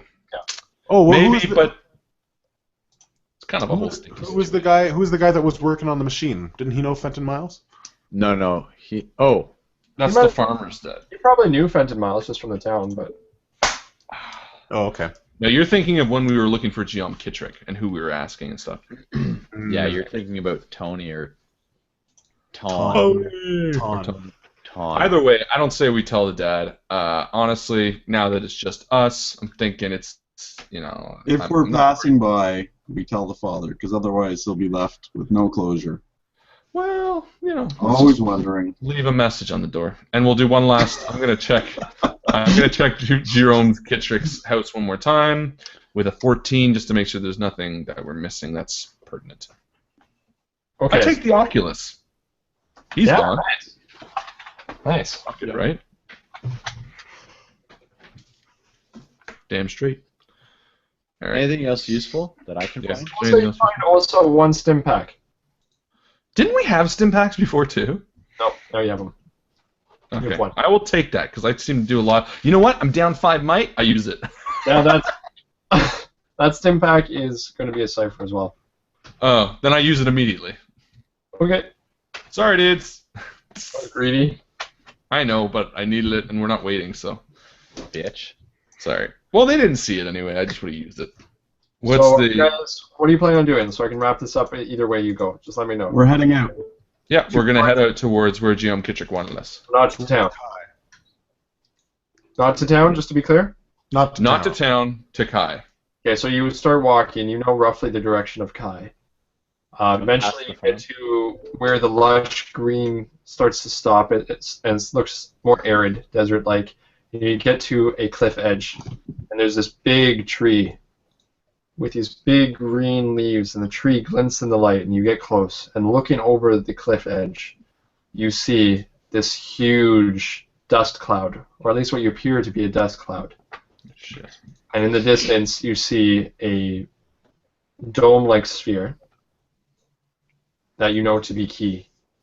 And the dust cloud seems to be moving in and around the dome, almost guarding it. Key or Kai? Kai. Just want to make sure that's where we're going. Dustin, fear fills your pit of your stomach, and you recognize that the cloud itself is the Iron Wind. Iron Wind. Yeah. So we'll end it there. Shit. Sweet. So yeah. All right. Well. Thank you. Clap, clap, clap. Fake clap. Good game, Christopher. That was fantastic. I had a lot of fun. Another round for you. So we're going to Kai. We've opened a lot of new boxes, a lot of new characters, a lot of new death, a lot of new little interminglings between our group. So, I'm curious to find out what happens next week. What about you guys? Oh, yeah. I bet you're excited to see whether Shaz will check your balls again or not. I'm kind of hoping he will, but No, they don't feel right. Can you give them a little... just a little tug. Just a little... And I am excited for next week, and we are Kiss all him excited better. for next week. And we hope you're excited for next week. Thank you all for watching so much. Everybody on the Facebook group, you guys are so much fun to talk along with. All the new members, too. Love it. If you're watching this afterwards on YouTube, please join our Facebook group and join the conversation. It's great fun. Of course, everyone who commented on the game discussion thread that was pinned, you guys get an XP. The people who won the poll get a little extra XP. Gabe and Aisha got 3 XP each for suggesting ideas while we were playing the game, which is always a viable thing to do. You guys got good ideas. Let us know. If you don't think we're getting to them fast enough, email us however you want. As long as we see it, you're going to get rewarded if it's a good idea. If it's a bad idea, you get punished. Didn't someone else suggest for the Atari thing? That was That was, Oh, that was Yannick. but he actually spent his points to do that GM intrusion. Gotcha. So, Yannick, thanks for the ball pinch, bro. It was very fun. Aisha wants to know, how exactly do the GM intrusions work? And I'm assuming she means when she uses Yes. XP, do you belt them out at any time, or should she be sending the GM a private? Send the GM a private message, and I think it does say it in the not the rules, but kind of the breakdown of how you can spend XP. But basically, that's what Yannick did, correct, Chris? He messaged you privately. Absolutely. We had a little bit of a discussion because of the fact that I need to fit into the story. It can't be just. I mean, he was going to have it a little bit more open-ended, but I'd like to really influence the story a little bit. So John Stamos arrives. Yeah, you can't have the GM intrusion be John Stamos arriving.